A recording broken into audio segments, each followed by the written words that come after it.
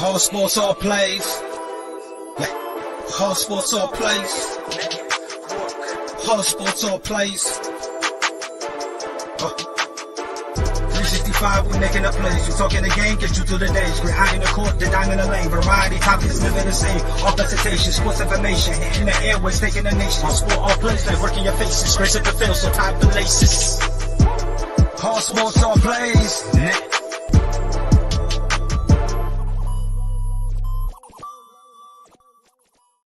Ladies and gentlemen, welcome to another episode of ASAP in the Morning. Obviously, it is your boy Pride. I'm joined by Chris and Jay. Chris, how you feeling today? Not too bad. How you guys doing? Just another day, another dollar. Jay, how you feeling? Man, I'm feeling good, man. I'm feeling good. Other than this cold weather in Georgia, man, I tell you. So you live in Georgia? Yeah, I'm down in Savannah. Why you? I thought you lived in Dallas. I thought. No, I'm from Houston, but the military got me out here. Well, when I got processed out of the military, I just stayed in Savannah.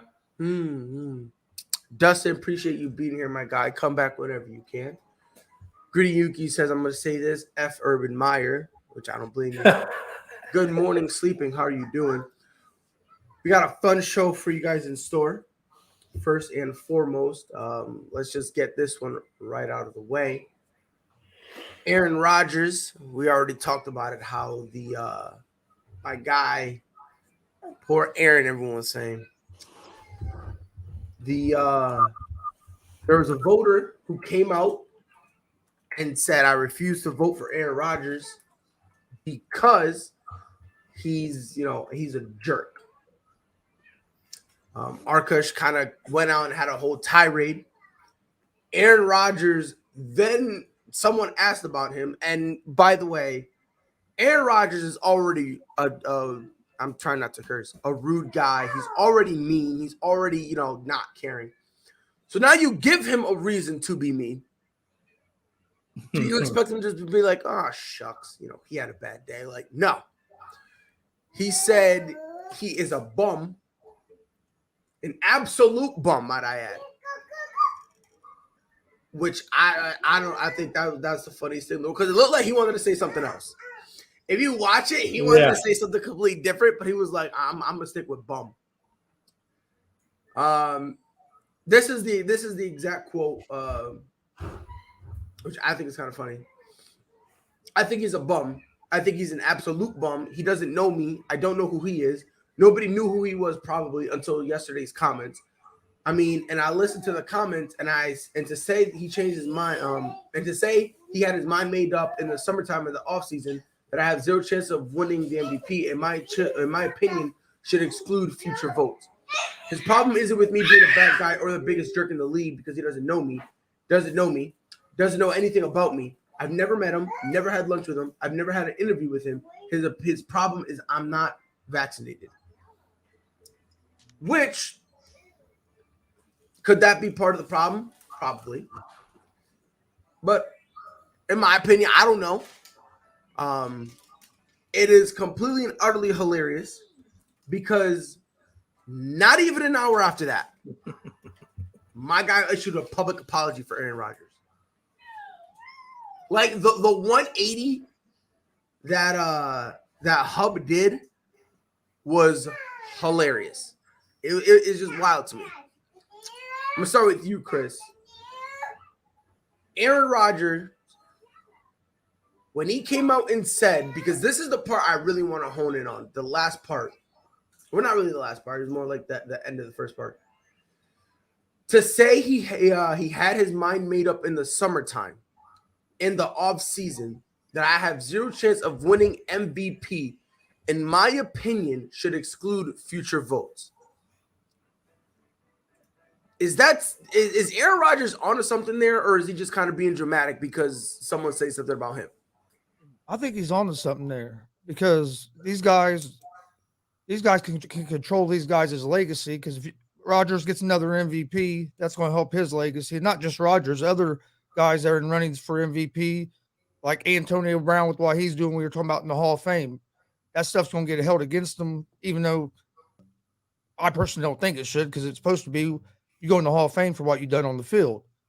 And in this case with Rodgers, how are you going to already if it's true the dude already had his mind made up before the season ever started, I mean, I don't think the guy should have a vote either. I don't think a lot of the reporters should be voting.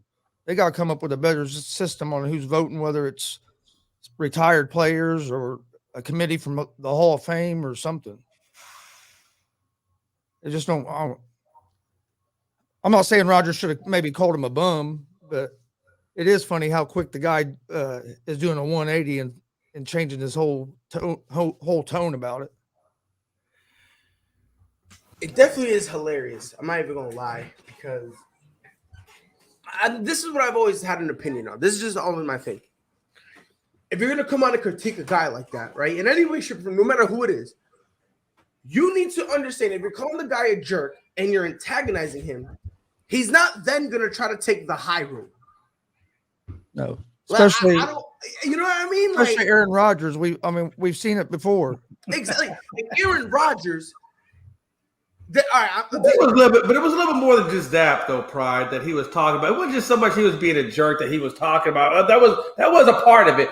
But I read more into that article that he put out. The full length of it. He had the whole smorgasbord, and he was basically talking more about how Aaron Rodgers. The reason why he didn't deserve the MVP was because of him holding out from training camp, and him, and and his beef with management. Right. And he was saying, like, how can you give somebody an MVP trophy when they're sitting there not being a part of the practices, not being a part of the process, you're being a distraction, you're doing left, right, ups and downs. Right. That's more, I think, where he was coming from. No, he was. When he was saying he shouldn't, that's the reason why he couldn't vote for him for getting the MVP. Now, do I agree with that? Hey, look, man. And listen, Hub, and real quick before I let you go, Jay. Hub, me personally, I don't think it had anything to do with the vaccination. No. When Aaron Rodgers said that, I just think that's what Aaron Rodgers believes. I just think it's kind of an accumulation of, you said you were going to retire, you wanted to go with Jeopardy and, all that stuff. I think that kind of, all factors in. But again, Hub, Aaron Rodgers is going to be one of the few times I curse today. He's a dickhead, right? And if you poke a guy like Aaron Rodgers, you don't even have to poke him. It's well documented. He turned his back on his own family. Now, what type of respect? Wait, you think he's gonna be nice to you? A guy like he said, I don't know, never had lunch with, never spoke with, never did an interview. You think he's gonna be nice to you? To you? You antagonize him, and you think he's gonna be nice to you? I personally think the reporter should. I think it shows a sign of weakness on his part. He should have stood by those comments. Like, why are you gonna go apologize? Stick by what you said. If you feel like he shouldn't get MVP because he was a distraction at the beginning of the season, which, let's be honest, that distraction showed up in the New Orleans game. But he did right the ship, which you knew Aaron Rodgers was going to right the ship. He wasn't going to stay on forever. But it did get them off to kind of a rocky start. Yeah, don't. If you're going to sit there and make that valid point of, well, you're a distraction to us because you weren't at training camps, you weren't doing this, that, and the other to help us get ready for the season. Now you want to be the MVP. If that's your argument, stick by it. Don't go apologize. Because honestly, I don't think you have to apologize for it. If that's your opinion, that's your opinion. Yeah, and Aaron Rodgers, hey, it is what it is. Aaron, you're gonna get mad. And honestly, I'm there. And I don't think you have to have a lunch with somebody to say something. If your shit's out there, your shit's out there. If it's on social media, it's on social media. If it's on the platforms, it's on the platform. You ain't gotta have a lunch with somebody to know if they're an MVP or not. You can look and see what they're doing to know if they're an MVP or not. You can judge them on their performance on the field. You can judge them on their performance off the field. And that's really. And here's my thing. My main problem. Why would you back off? Like, that just makes no sense to me. Like, let's be honest. Your credibility is already shot. Right. Your credibility is already shot. Let's just be honest. So for you apologizing to think like, oh yeah, that's gonna make my credibility feel better. No, it's not. You know what I mean?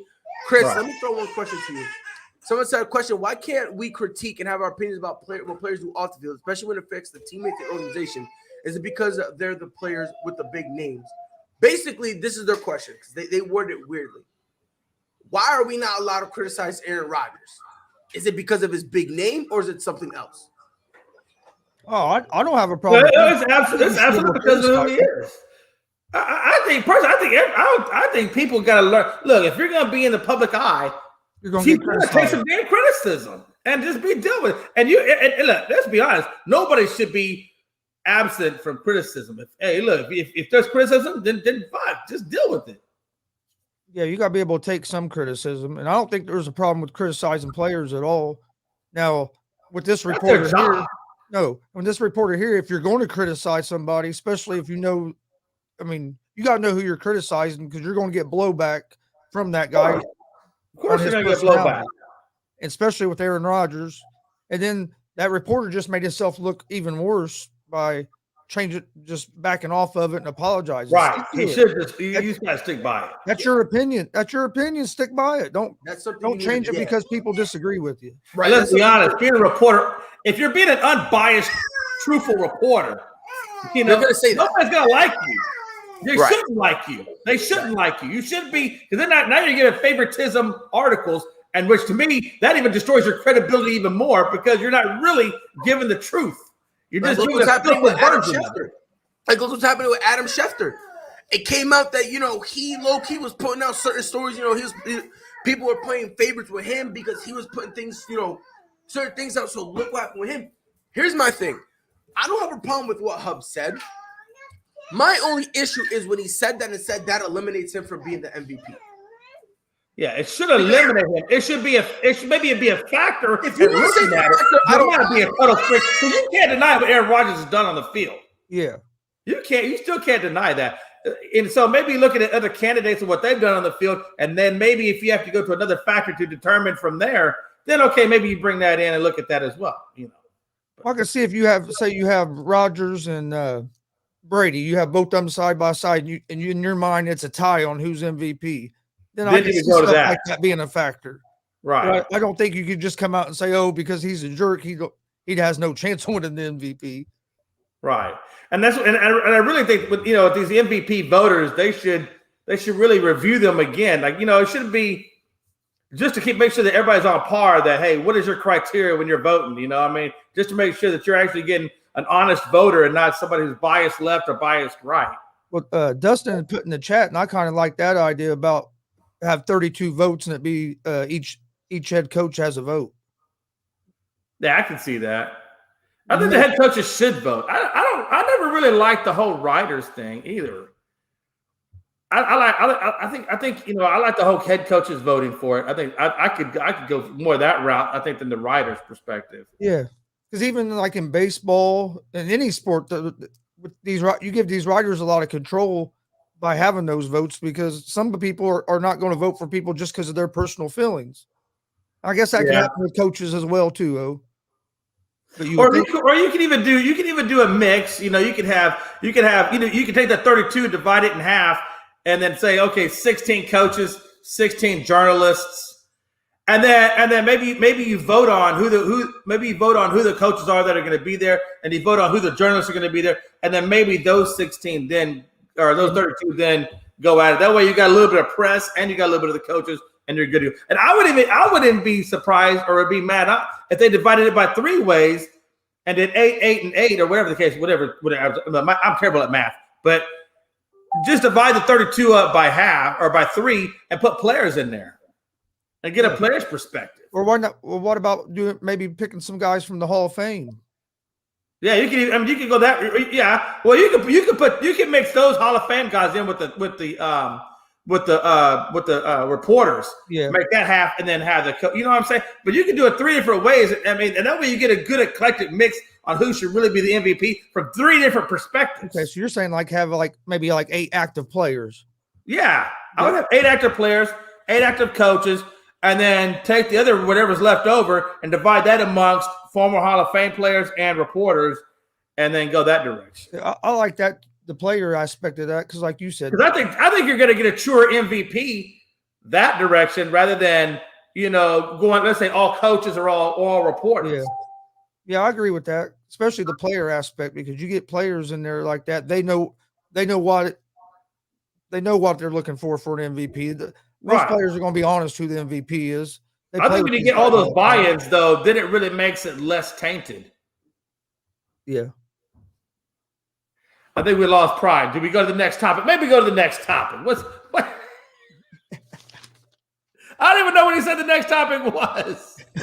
Pride, get your butt back on here.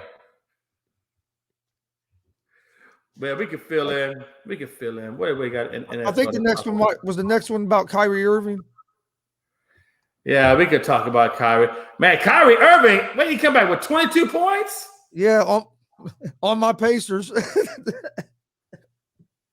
Pacers. Hey, listen, that's all right. Hey, listen, but Pacers are not a bad team. It's not like they're just a walk-off team. So the fact that he scored 22 after being what? How long has he been out for? What? No, he was aggressive. 3 months? Yeah, I think this is his first time playing in like 8 months because he was injured in the last season.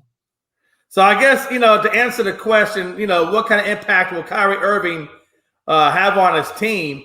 I guess he kind of answered that. The final score was what, 129, 121. Hey, thanks for banning us, Pride. We're sitting here scrapping up. Now we're going on to Kyrie Irving. My fault. My son. I was trying to keep an eye on him, and my plug.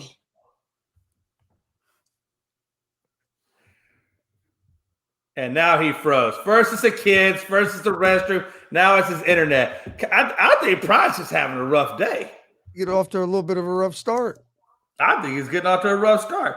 No, but he looked real good last night.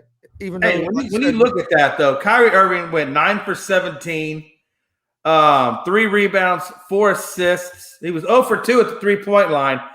But for your first game back, playing 32 minutes, I mean, he did really well. Harden went on for 40 at 18 points, and then Durant came in at 39 points at 41 minutes. I tell you, man, I don't know how much longer Durant's going to go for, though, man. I mean, if he keeps playing at 40 minutes a night, I mean, do you think? I think at some point that's got to start weighing on his health. Yeah, especially for a guy that's coming off Achilles injury to be playing. I know he played last year, but to be playing these kind of minutes. Because I think that's kind of what caused his injury in Golden State a couple of years ago. Exactly. And we were talking about that whole injury thing. Hey, you're unfrozen now? I'm good. Yeah, I'm good. My son, he originally unplugged it, and then he ran. I've never seen him run that fast before in my life. I tried to grab him. I tried to stop, and he knew it. So he was gone. I'm gonna rewind for a second. I'm gonna get your opinion on this, Pride. This is what me and him kind of thought about. What's up? Hey, going back to the whole voters for MVP thing. We were thinking like, hey, I told him, I said I wouldn't mind seeing it be having the votes divided by 3, right? Have a third of it be reporters mixed in with Hall of Fame personnel, like players, coaches, whatever, and then having another third of it be NFL coaches, and then another third of it be NFL players. That way, I think you get multiple perspectives on who should be voting on the MVP. I think I like that better than currently what they got going on right now. I think that's way better. I really do. Because like you said, who's MVP because you're playing with them for the players. The coaches, you need a game plan for certain people. So I think that's perfect. I really do. Would go to something like that because I don't know if I don't like this whole just being straight reporter based. Neither do I, because again, you got to remember something. These reporters, even though they vote for the MVP, they still have a job to do. They still need to go get stories and they need to write about it. Right. There have been rumors that the problem has been a lot of MVP voters have not voted for a certain guy because they wanted to have an interview or get a soundbite from him, and they never got it, and they never forgave them for it. So I never liked reporters having a chance to vote for MVP. Right, because it could get slanted all kinds of different ways. Yeah, I never liked that. I wonder if anybody's ever paid these reporters that vote money to say, hey, we want you to go this direction instead of that direction. It's better for the league if you vote this guy. They probably did. If we're gonna be full-blown honest, if we're ready for that conversation, I'm almost 100% positive it has happened. I wouldn't be surprised. Neither would I. I would be more surprised if it didn't happen. Right. Yeah.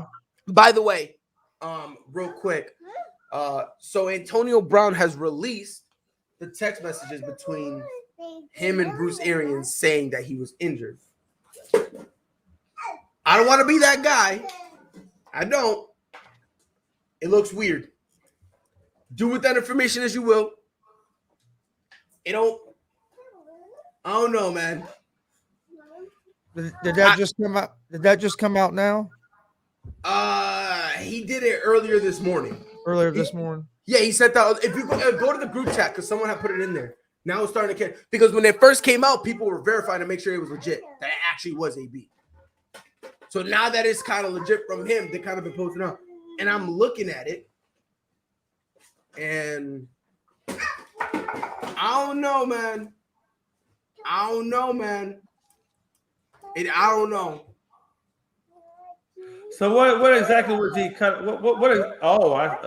Shoot, okay. So what exactly was AB saying in the text messages in between? So basically, AB's point was releasing the text messages was to say Bruce Arians knew I was hurt. That's his overall point.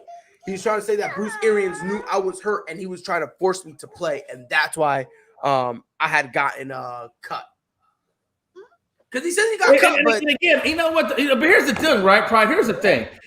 You know what? And it still goes back to what we were saying earlier, man. Look, I'm pretty sure that probably is legit. I'm sure everything that AB is saying is probably the damn truth.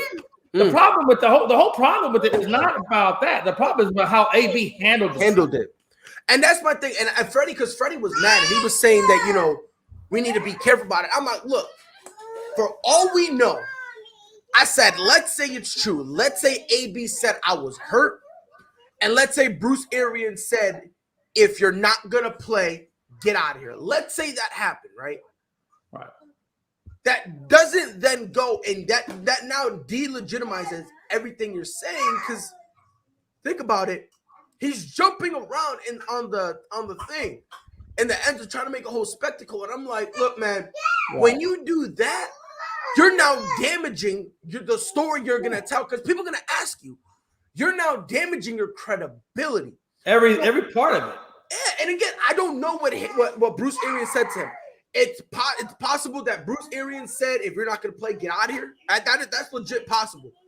It's also possible that they were lovers and Bruce Arians broke up with him.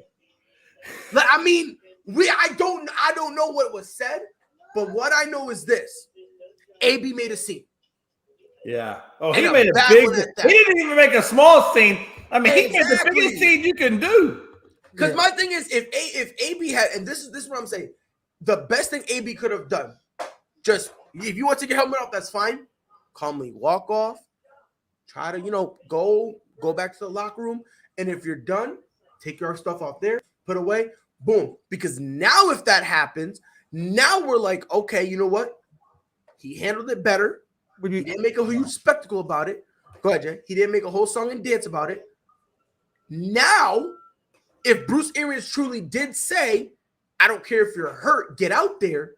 Now, instead of saying, yep, Bruce Arians, because again, if that is true, then Bruce Arians is going to have to wear some of this. Let's be honest. He's going to have to. We're going to have to put a lot of blame on him. But then all the blame would go on Bruce Arians. Now you're looking at like a 50-50. And we'd be talking about what team is going to pick Antonio Brown up if he gets healthy for the playoffs, or who's going to sign him next year. And now all the talk is he's probably done in the NFL. Yeah. And that's the thing, because when he put out his official statement before the text messages, he said he wants to come back in the league. Yep. So now it's kind of like, I'll be honest. Originally, I didn't think he was going to, because if you do a whole song and dance like that, I just thought he was done. Didn't want to do it. Me too. I thought AB in his mind, he was like, I'm done with this. Let me make one last spectacle, and I'll go out and do whatever it is I'm gonna do. Post football, like post NFL career. This right here. Can we really believe the text messages, though? I mean, people can, and all I'm saying, those messages look suspicious. Now, I'm not gonna pretend I'm a professional. I'm not going to pretend. All I know, it looks suspicious. Yep. Do with that information as you will. Someone said, isn't that against the CBA agreement? Do me a favor, specify what you mean against the CBA agreement, because I'm not sure. like Frankie put in there too. He's still on the Bucks roster. They haven't cut him or released him or anything yet. I think they don't want to release him because they don't want another team picking him up. That's what I wholly think it is. Yep. I think Bruce Arians, if he said you're cut, I think he meant it. You're done. But for then this when they season, sat down and have a conversation, but they sat down and had a conversation. They were like, "Yeah, we're not going to play him, but we don't want him going anywhere else." So I think that's kind of the situation that they're in now. With what happened, Anthony Price says. With what happened, real quick. All the cameras and mics on the sideline and nobody got it. That is wild. That is true. That is wild. You got 101 cameras, bro. We can hear linemen cursing each other, dog. We can hear the sidelines. That's wild. Forcing them to play while injured. Yes, that is. Is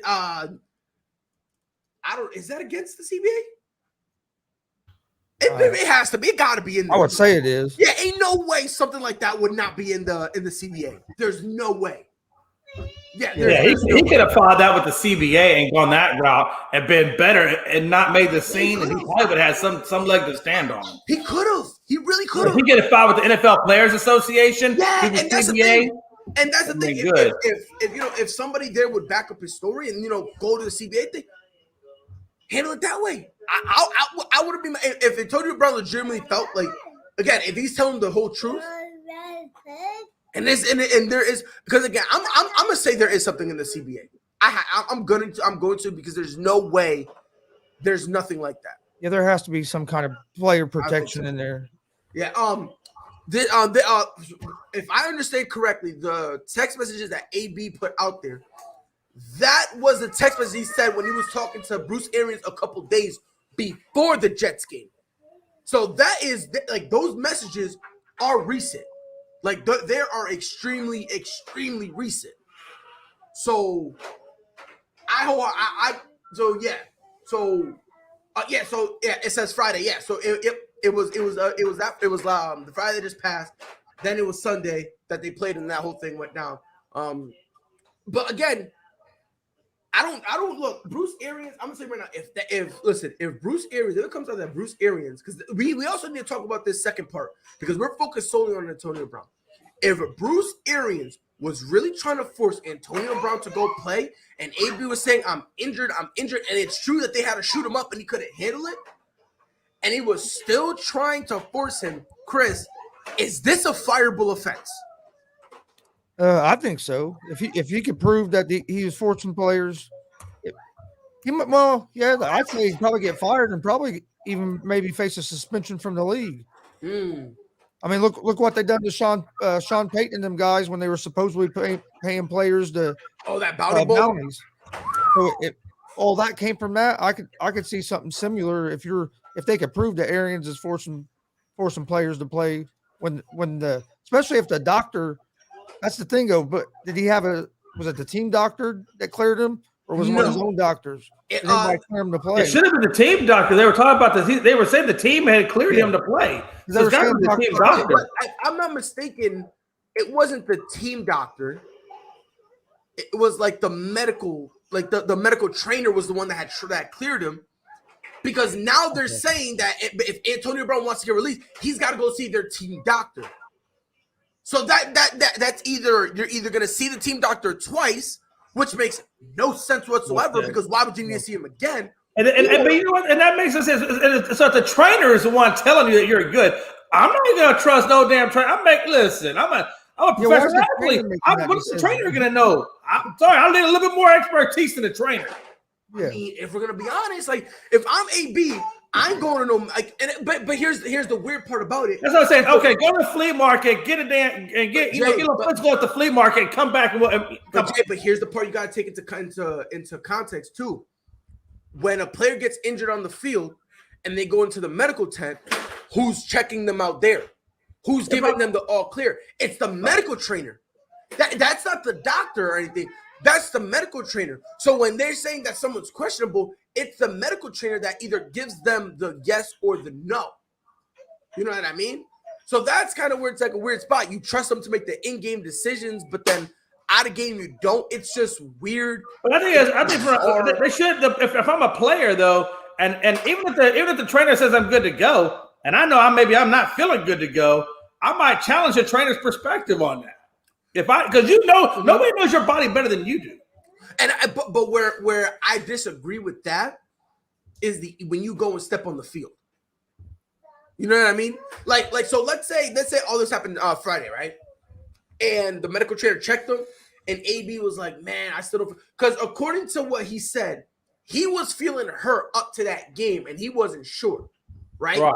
So it's like, if you didn't trust and you're not sure, why listen to the medical trainer? You should just say, look, this don't feel right. I'm going to the team doctor. And then if you still don't feel right with the team doctor, then go to your person or say, forget the team doctor, screw it, forget it. I'm gonna go over to my personal doctor. I don't understand, why don't you do that right then and there? So that way, if you see it, you can say, okay, did I really mess it up? Or did I just, I don't know, I agree, because I think that probably could have been prevented before he even got on the field. Like you said, if you know you're not right before you get on the field, why even go on the field? And again, and let me just make something real clear. If Bruce Arians was like blocking his way to see the medical doctor, or would not let him get checked out in any way, shape, or form, I'll be honest, I don't believe it. I don't. But if that's the case, Bruce Arians needs to get fired, and we need to blackball him. We need to blackball him. Yep. On some real stuff. Yeah, we cannot let Bruce Arians come back in the NFL in any capacity. Right. Again, I'm saying if it comes out that this is true, and the NFL, this is something serious, they will have to do an investigation and figure out, is AB just on one, or is he kind of being true? We got to make sure that, we got to figure out what it is. So, right. You know what I mean? Do with that as you will, but all I'm saying, dog, yo, Frankie, relax. We'll get there. Do you think Antonio Brown releasing this stuff is, if the Bucs do release him, do you think that's going to change his chances of getting back in the NFL? If it's true, he'll be back. If he's faking any of it, he's done. Now, if everything he's putting out is legit, he's in a position where he has to. I mean, I don't know about you guys, but he's in a position where he has to kind of take the curtain off, peel the mask back, and he's got to put everything on the table and say, look, this is what this is everything I got. Do with that information as you will. So yeah, pretty much. If everything he puts out is legit, I think he almost has no choice. If we're gonna be honest, he has to do this if he wants to stay in the league. Yep. If we're gonna be honest, because he needs to have the whole curtain of transparency. He needs to be able to have people say, look, man, I understand I did some dumb stuff before. What I did was dumb. Don't get it twisted.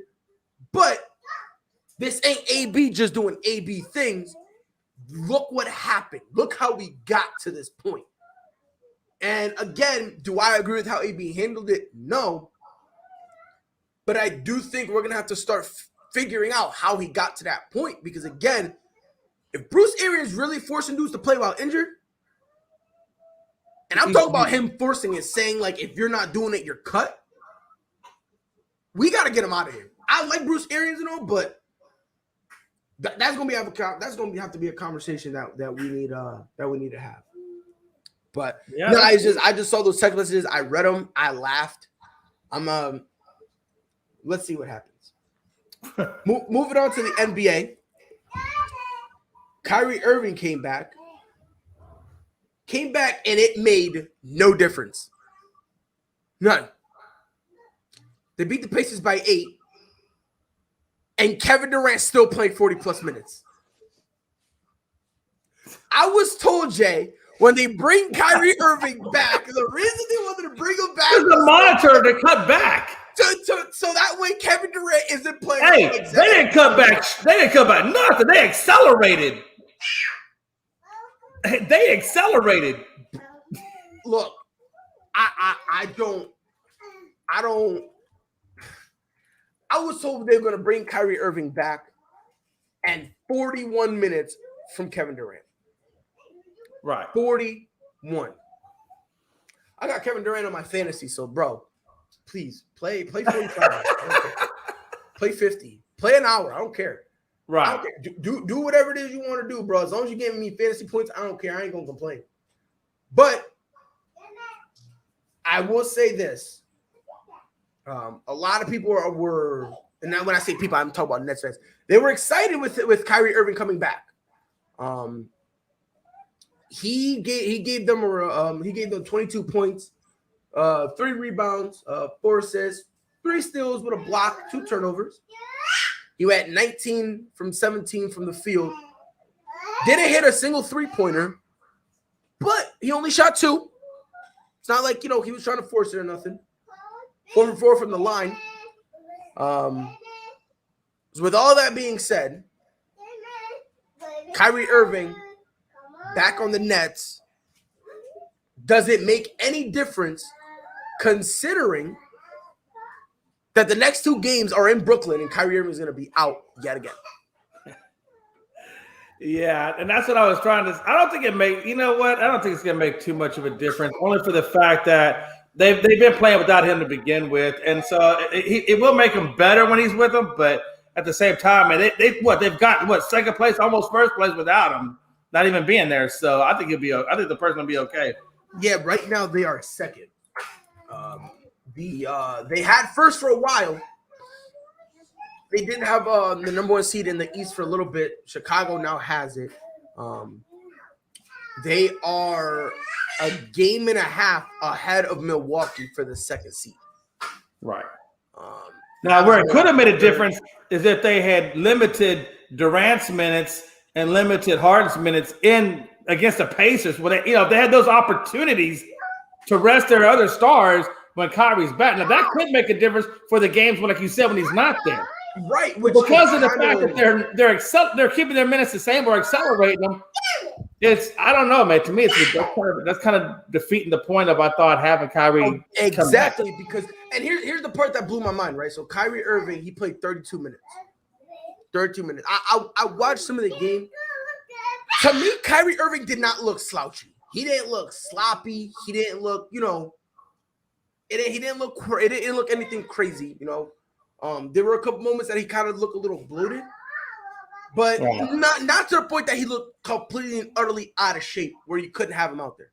He was just still getting off probably a little bit of that game time rust, but that's more what I would yes, game time rust is actually the perfect way of calling it. Yeah, because it does seem like he kind of was doing some cardio at his at home or away from the court to kind of stay in there. I expected him to take a game or two to get back in the flow of the game rhythm, but here's the problem with that, Jay.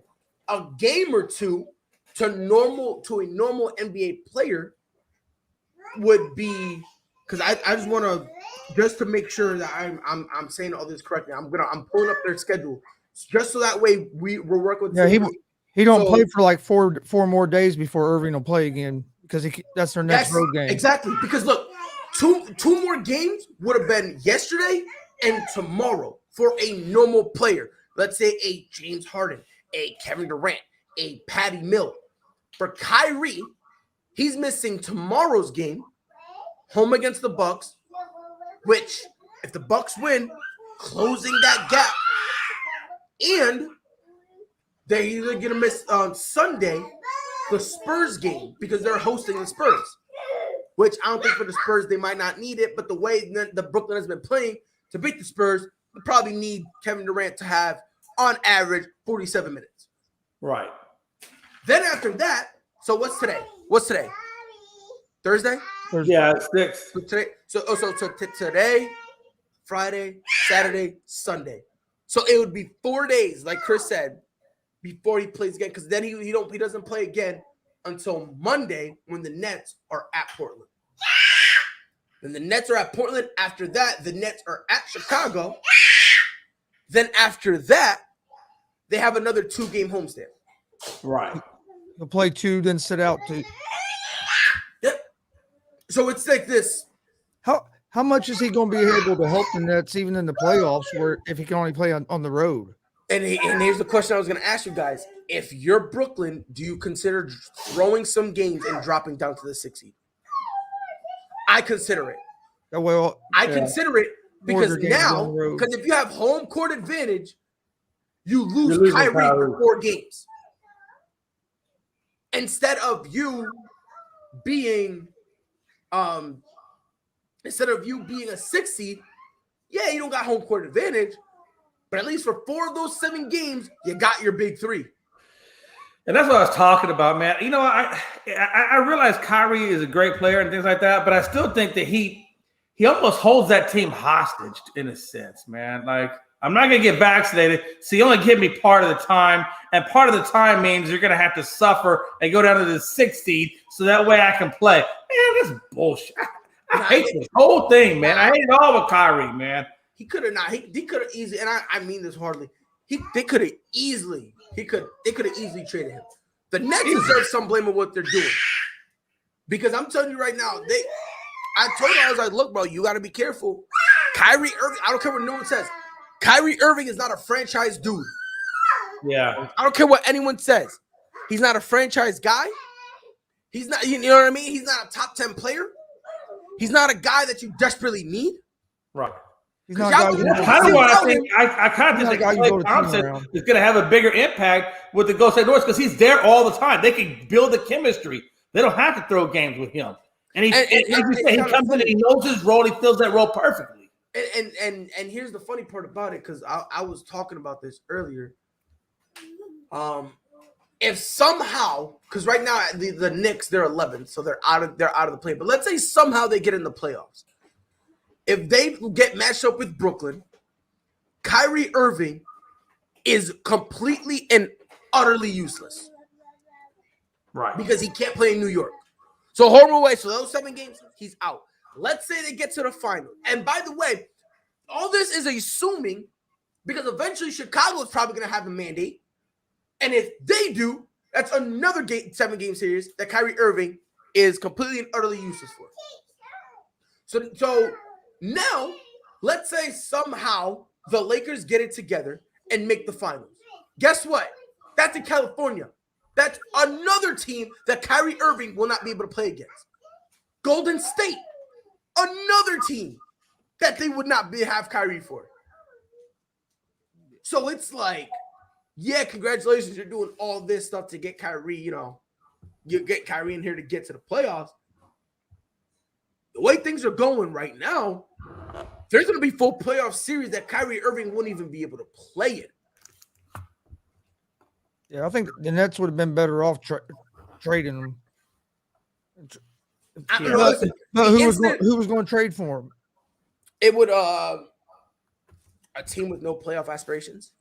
Yeah, sell some tickets. So if we're gonna be honest, yep. Because again, to each their own. But I'm look. I just find it hilarious because I'm gonna say this right now. They would not let Kevin Durant not get vaccinated. Kevin Durant solo would obliterate a team full of Kyries. Yeah. It would literally be Kevin Durant by himself against a 5-man lineup of Kyrie Irving. And I'll be nice. For the center, I'll give him size. And say do it the power forward. It'll be like Kyrie, normal at the 1, a little taller Kyrie at the 2, a little taller Kyrie at the 3, a little taller Kyrie at the 4, and a little taller Kyrie at the 5. Put that in a 7-game series against just Kevin Durant by himself. Literally. I don't mean him and just scrubs. No. Him by himself, literally. I got Kevin Durant in 2. It's so hard, Kyrie Irving will take a sabbatical. Yeah. So it's like, if y'all said Kevin Durant has to, what makes Kyrie Irving so special? I agree. That's the question I asked, and no one can answer it. No one can answer it because if you say anything anything bad about Kyrie Irving, you're a quote hater. And it's like, it's not that I'm hating on him, but there's other things you need to take into consideration. Do you think it makes the Nets look bad that they went back on their thing that either he's all in or he's not? No. The Nets look stupid. The only way they won't look stupid is if they somehow end up winning the finals. And in order for that to happen, they can't play Golden State. They can't play any California team. And they need to hope that Chicago does not have a vaccine mandate. There's a lot of stuff they need to hope and pray for. Because with how they are, that they're trying to build a team with Kyrie Irving when Kyrie Irving is being part-time. So I think a lot needs to fall in place for them. I don't, and I was saying this in the offseason. They should have lost that game last night. Yeah. Jay, I know you gotta go, my guy. He left. Pacers were up by what, 17 in the third quarter, and then just fell apart. They were up, and that's the part that's like, wow, Kyrie now is still down. I mean, like, which is a problem because if they're down, that's the moment they should have been like, see, this is why we got back Kyrie. Kyrie, carry load. And the Pacers weren't at full strength either. Exactly. They don't have their guards or nobody. Yeah, so now that's the problem because now we're sitting in a situation where it's like, wow. You know what I mean? It's like, we got this dude specifically, and when I say this dude, I'm referring to Kyrie. We brought him back specifically to take the load off Kevin Durant. He's here. Oh, wait, Kevin Durant played 41 minutes? I'm not even going to say against a Pacers team. The fact that Kevin Durant had to play 41 minutes? Yeah. And James Harden played about 42. And then if you add on that it was against a team that wasn't at full strength at that. Like, they're missing Harris bad. You said what? I think they're missing Harris bad. The Nets are. I don't think so at all. You don't think so? No, I don't think so at all. But I don't think the Nets are going to win the championship. I think the Bucks are the best team in the East right now. Not even close. Not even close. Especially now that they're getting healthy. Nah, not even close. No way. Nah. It's either, I don't know. The Bucks have, like, at best the third best chance of winning. The third best. The Bucks or the Nets? Bucks. The Bucks have the third best chance of winning? At best. Yep. I still put Brooklyn over them. Put Brooklyn over the Bucks? Yeah, I still put Brooklyn over Bucks. Even without Kyrie? Without Kyrie, no problem. I personally, I believe they should have traded him and gotten bench depth. Don't even get a star guy, just get some bench depth. Yep, that's what they need, is some bench depth. If we're gonna be honest, you know what I mean? I think what might end up screwing Brooklyn over is the fact that now they're trying to rely. Because I've been saying this from the jump. They don't need Kyrie Irving. They don't need him, at least in my opinion, anyway. I don't think they need him. I think what they need is bench depth. And if you're gonna trade for Kyrie, the best player you're gonna get in that trade, it won't be Kyrie. But you don't need a Kyrie. You just need some solid bench depth, some solid 3-and-D role players, and some size. Let's also throw that in there. You're gonna need some size. You do that, I think they're fine. What's up, Jay? What's going on, man? It looks like I came in at the right spot because I heard a little bit of your Kyrie rant. And I disagree a little bit, bro. I think that over the last 3 years, and Pride, I think you would agree with this on me. No. Over the last few years, I think Kyrie's had the worst rep out of any of the basketball players in the NBA. And prior to these last 3 years, Kyrie was top 10 player in the NBA. And there's no doubt, there's no shadow of a doubt. You know, so when we break this down, Pride, I want to go 50-50 with you, with what you said. And because half of that is real. It's hard to build a franchise around a player that I'm not going to say is selfish, but will put his humanistic side before the team. And in the world of sports, that's kind of, in a way, secretly frowned upon. You're not above anyone else on the team. And I mean that in a way of when we're on the court. But the secret part is majority of those organizations and teams and things like this, they also have that secret portion of it that's off the court.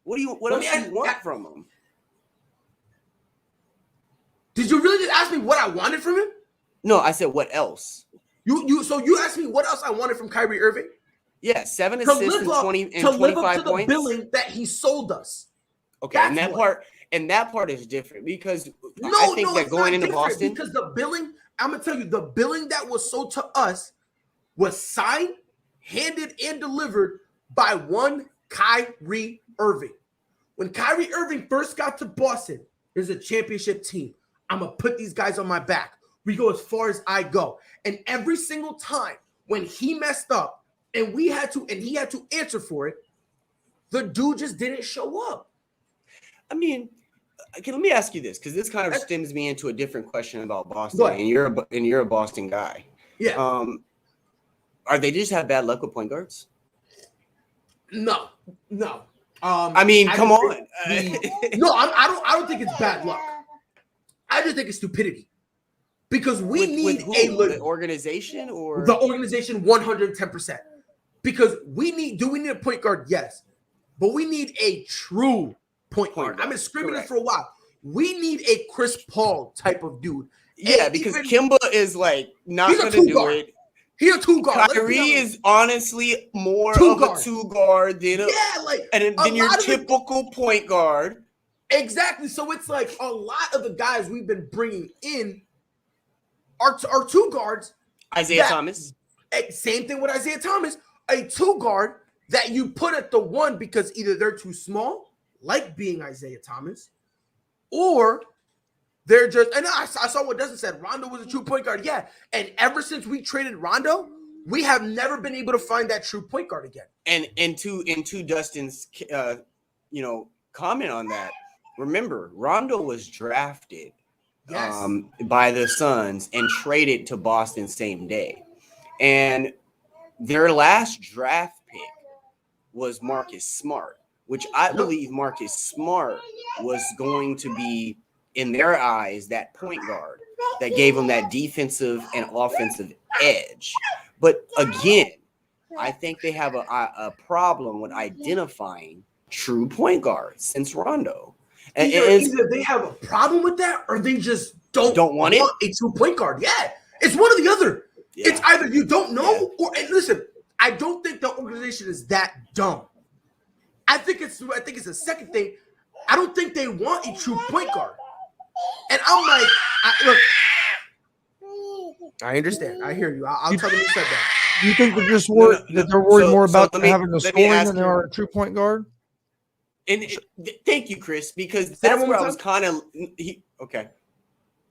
Do you think that they're more worried about trying to get scoring than trying to find a true point guard? Yes. So that's what they've done with like Walker, Irving. Yes. Yeah, because when we got Walker, they were like, yo, he's going to be one of our top scorers. When we got Gordon Hayward, which I thought at the time was a solid pickup. I didn't like the contract, but I thought us getting him was solid. They were like, yeah, he's going to be giving us points. Like, if you really think about it, a lot of the people they brought in, it's points. Then we talk about Marcus Smart's defense, and then points. Then you talk about Robert Williams and his rebounds, and then points. And I'm like, that's the problem with us. We have two bona fide scorers in Jason Tatum and Jaylen Brown. So we don't need more scorers. We need a guy to run the offense. So that way, don't you dare. So that way, while everything is going on and those two can't get a bucket, if they're kind of hitting like a rough patch, we now have a guy who can run the offense. You know what Jason Tatum kind of reminds me of? And you'll have to no, I like Jason Tatum. But you'll have to really listen to me in this. Paul George before the leg injury. Jason Tatum reminds me of Paul George before the leg injury. He's a long, lengthy. He can handle the ball very well. He's methodical with his offense. He has the agility to be dangerous around the rim, but he doesn't need it because his finesse game is that much better. And the thing about Jason Tatum to me in Boston, since we got on this Boston thing, see what Kyrie does? But we got on this Boston thing. The thing about Jason Tatum to me in Boston is They need defense. They don't need scoring. They need fucking defense. They need somebody that's going to come out and they're going to say, a hell of a defender. No, but you can't. That's the same thing that was a problem with Phoenix. You can't have Devin Booker be your dog and be your dog. He can't be both. Damn. You can't do it because then in the fourth quarter, bro, we're tired. Devin Booker doesn't have it on both sides of the ball.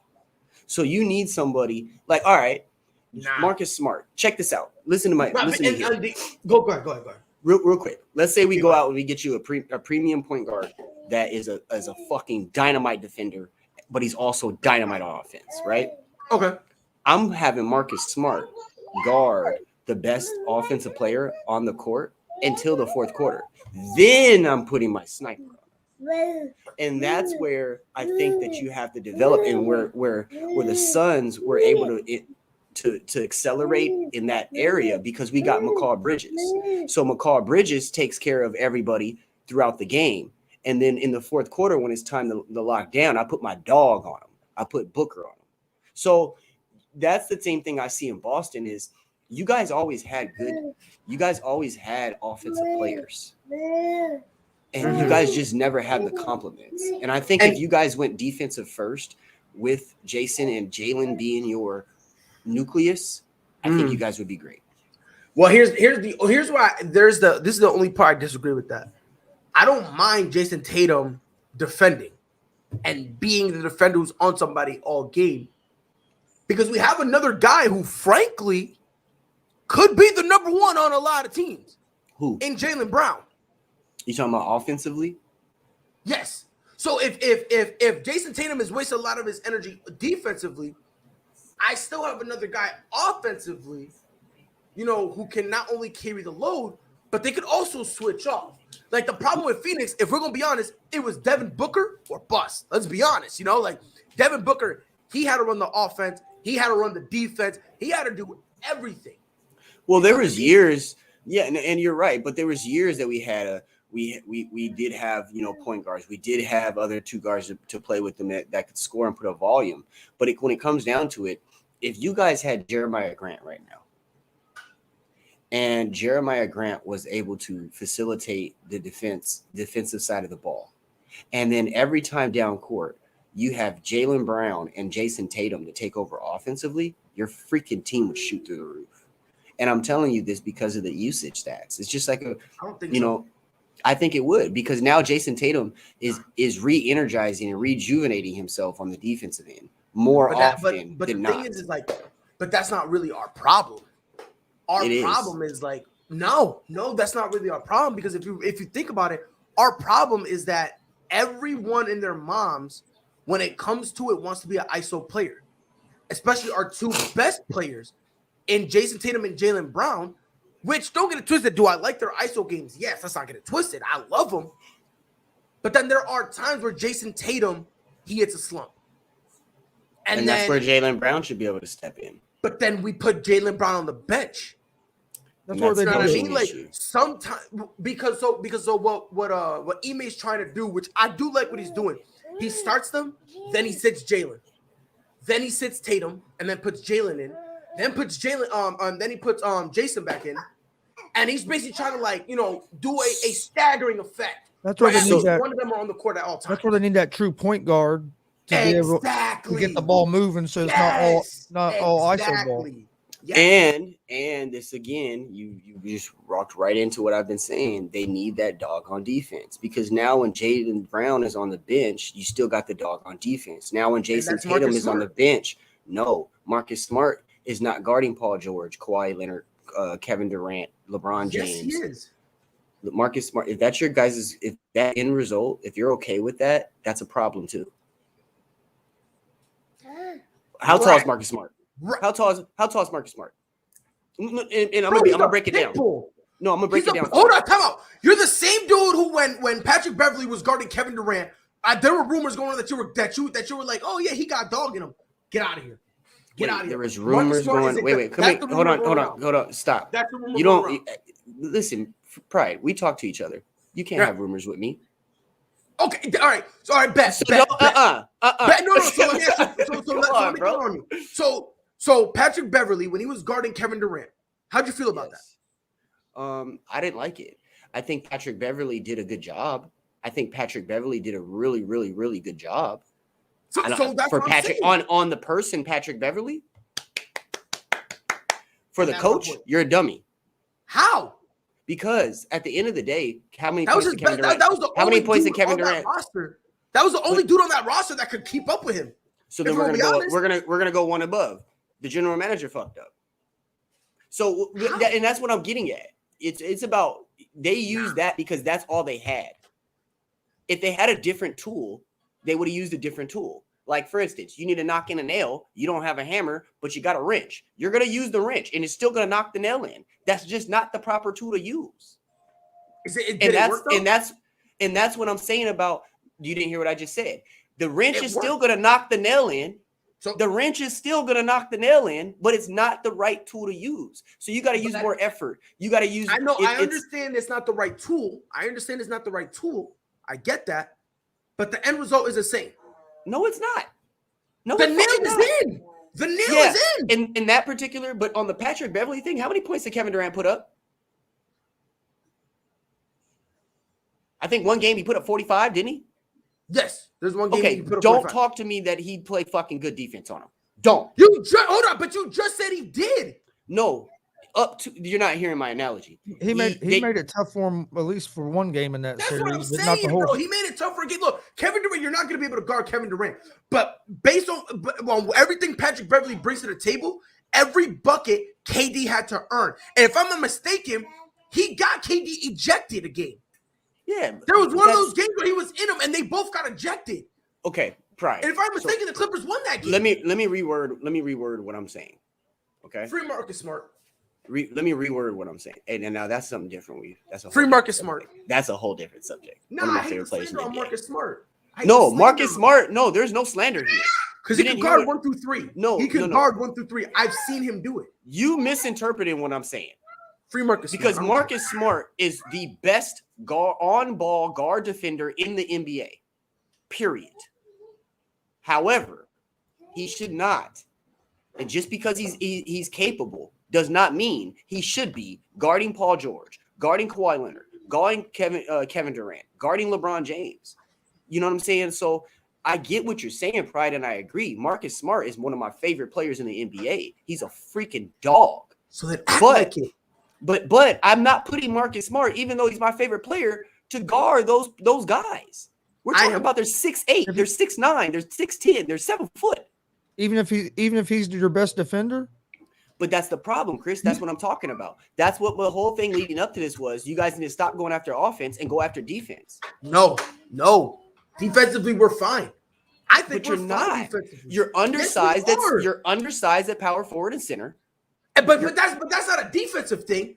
That's a rebounding thing that I've been saying for the longest, and nobody wants to go get a big man.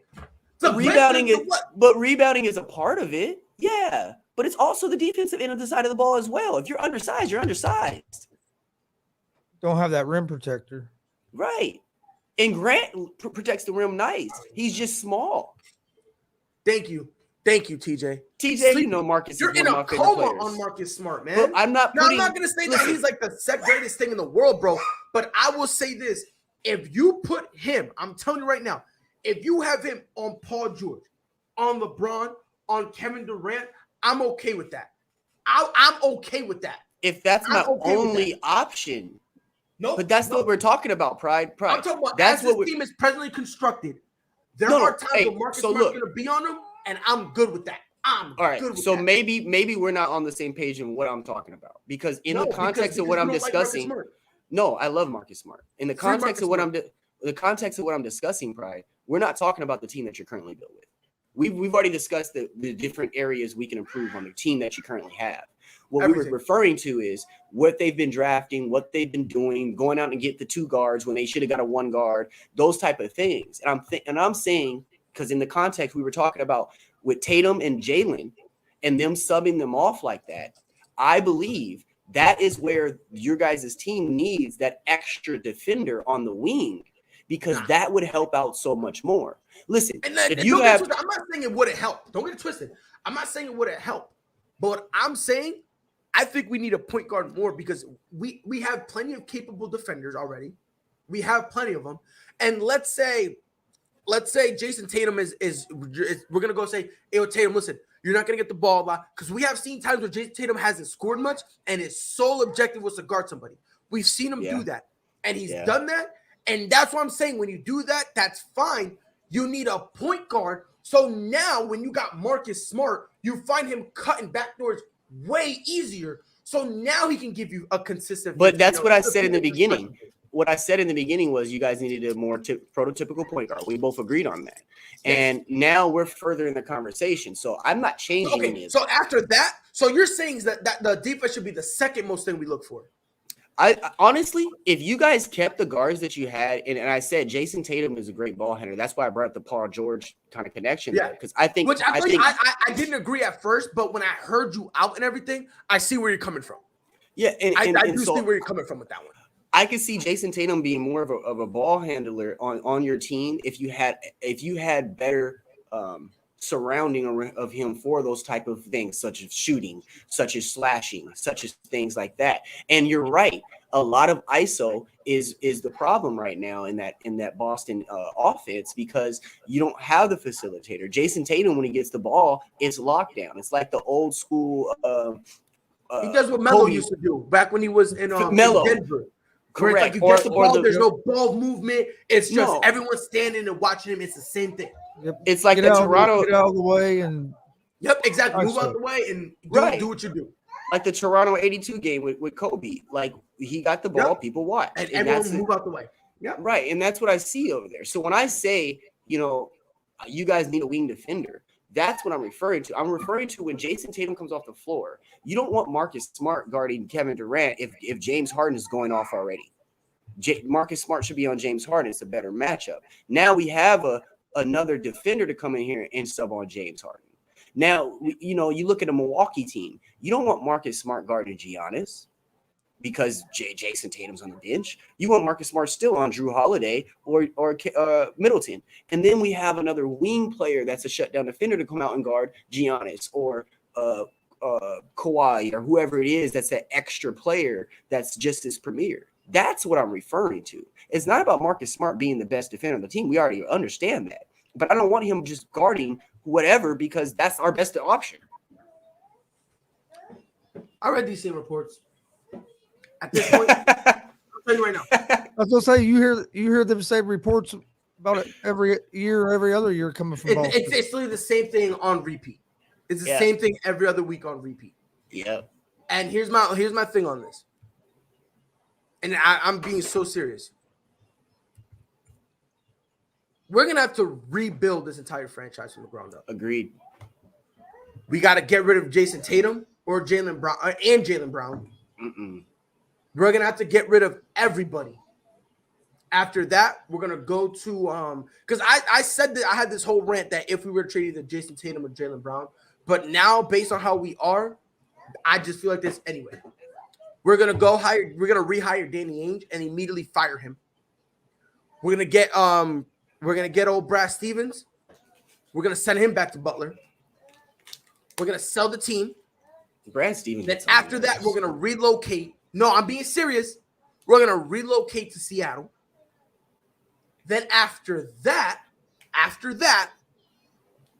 everyone's getting fired and we're starting completely utterly from scratch. If you have ever even been a Dustin fan has of a Celtics very good. Dustin's onto something. Yes, per service that the ASAP network showed that from ASAP that the ASAP in the morning is the premier morning sports show. 100%. You heard it here first. You heard it here first. I think TJ Jones would second that for us. Yeah, I'm just sad, man. I'm sad. What are you sad for? What you sad for, Pride? I just had so much expectations for this. What did you think about the move to move Stevens up to the GM? I'm willing to give him an opportunity. I was a little confused. I was perplexed, not gonna lie. But I was like, you know what? I'm willing to do it. Why? And because I was like, look, if Danny Ainge is gonna leave, Brad Stevens is smart. You know what I mean? He's smart. That sounded like I'll settle. it was. That's really what it was. That's really what it was. When it was first announced, I was like, damn, this is gonna be crazy. And then when they were sitting next to each other in the press conference, I was like, Brad Stevens almost looks like a younger Danny Ainge. I'm like, he almost looks like that. I'm like, maybe. I was like, maybe we have a chance.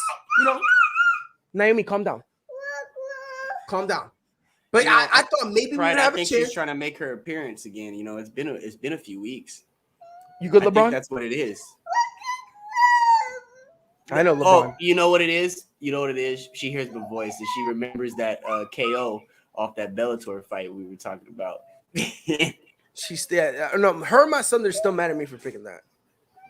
I was watching. I actually rewatched it. I rewatched it because I was like, dog, there's no way this is real life. And he really hit him. Like, it was, oh my God, it was brutal. But when we got Brad Stevens, I'm not gonna lie, it really was a settle thing for me. I'm not even gonna lie. I was like, I'm willing to give him an opportunity. He immediately makes a blockbuster move, the exec of the year move, when he got Dennis Schroeder. From then on, him and I, we've been. I don't want to say we've had beef, but if we're at lunch, we're sitting at different tables, and we occasionally are glaring at each other. Occasionally. So I'm gonna be nice. I'm gonna give him the opportunity. Let's see what happens with it. But I wish we were back in 08, man. 08. You know, so let's break this down. Question for you guys. What do you think? And this is totally, we're going off of NBA. We're going to go off of NFL. I'm going to bring you guys to the WNBA. What do you think the immediate impact of Becky Hammonds coming back to the WNBA, taking a head coaching job for the Las Vegas, out of all the teams, the Las Vegas Aces, what do you think the immediate impact Becky will have on not just the actual Las Vegas Aces organization, but the WNBA going forward? Well, the impact she's going to have is immense because she's coming from one of, if not the greatest head coach in the history of the game in Greg Popovich. Yeah, who better to learn from? Not only learning basketball, but learning structure. Correct. Learning how to deal with your best player. Okay, to say learn how to deal with the players. Learning psychology. How to find that best player. She learned all of this stuff from Greg Popovich. And now for her to take that to Las Vegas, it's gonna be interesting. Las Vegas is a place where, you know, glitz and glamour. You know what I mean? So anything that happens there, people are gonna take notice. If she goes and turns this team into a dynasty, it's going to be interesting. I think the impact she's going to have is going to be very. If I'm not mistaken, isn't she the highest paid coach in the WNBA ever? Yeah. If I'm not mistaken, like they gave her, they gave her a good, they gave her a nice contract. So it's going to be interesting. From what I understand, the contract is fully guaranteed. It has to be. Yep. So even, and I'm talking about if she gets fired, there's no buyout, no nothing. Mm-mm. She gets all that moolah. She gets all of it. And let's put something in perspective, guys. Pat Summitt. Pat Summitt is by far the greatest female head coach ever across any sport. And I'll just give you guys a little bit of insight just for those that are watching that don't understand who Pat Summitt is. Nearly 4 decades, she led the Tennessee Volunteers to countless NCAA tournaments. She clinched 8 national titles, becoming the winningest coach in NCAA Division I basketball history with 1,098 victories on the court. Outside of Pat Summitt, I think Becky Hammon, without coaching a day in the WNBA, has the biggest impact so far. Remember, Pride? So? Yeah, man, you got to understand. These last 5 years have been immensely different for the WNBA. The lights, the people that are watching the WNBA, they're younger. It's a younger crowd now. There's a lot that they don't know about the history of women's basketball. You got to understand the leaps and bounds of ground that they've made up in this sport within the last 5 years. Remember, bro, we had Lisa Leslie, Rebecca Lobo. I can What's go. her name from the Houston Australian. Comets. She The played on the Australian team. She got into Um, a beef with Lisa. man, I know who you're talking about. She played. She played with the Sparks.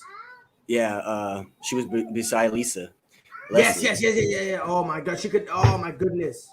But then you got Cheryl Swoops. You can go all the way back. Yes, Dustin, TJ, Gino as well is up there in the Pat Summitt talk as well. And what I was going at, and not taking anything away from Gino or Pat, because I want to highlight them in this conversation, and because they paved the way and they made this capable for Becky to come in and take advantage of this opportunity in this moment. She's going to be on the biggest stage any sports team could be on, being in Las Vegas. She's going to be, so detrimental to the next 10 years of this growth in the WNBA. Yes, Dustin, Cynthia Cooper, Cheryl Swoops. I was looking for that whole Houston Comets roster. But what's about to happen, guys, I think about 3 to 5 years, we're going to start seeing primetime WNBA basketball. We're going to start seeing TBS, TNT, game nights. We're going to start seeing a lot more.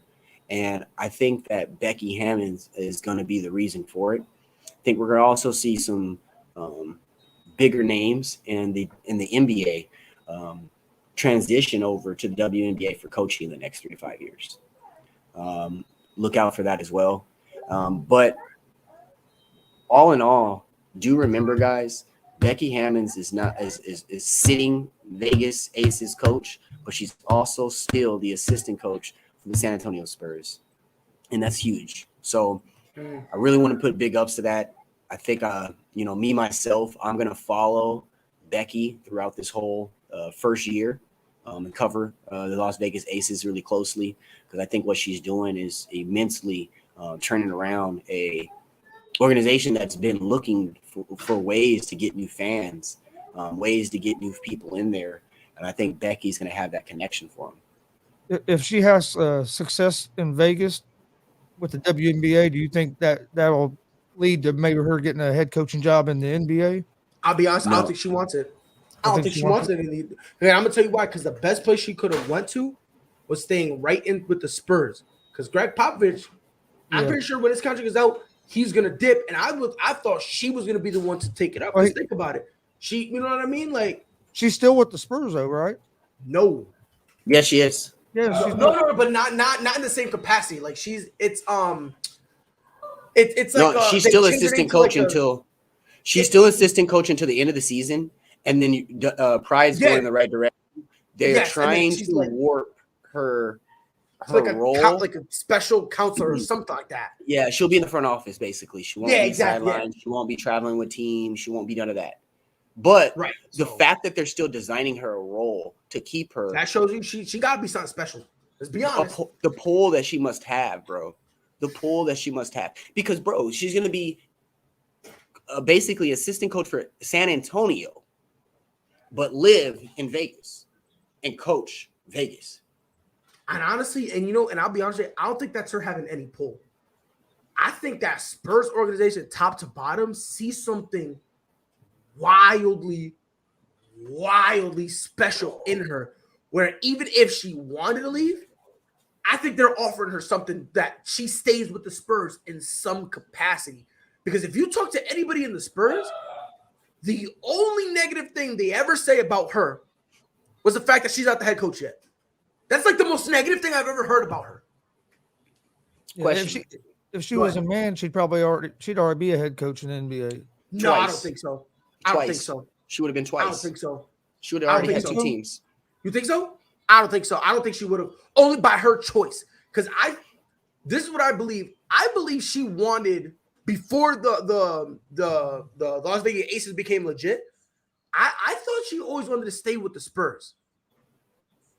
I've always felt like that because I feel like her to San Antonio, with how long she's been there, bringing her under his wing.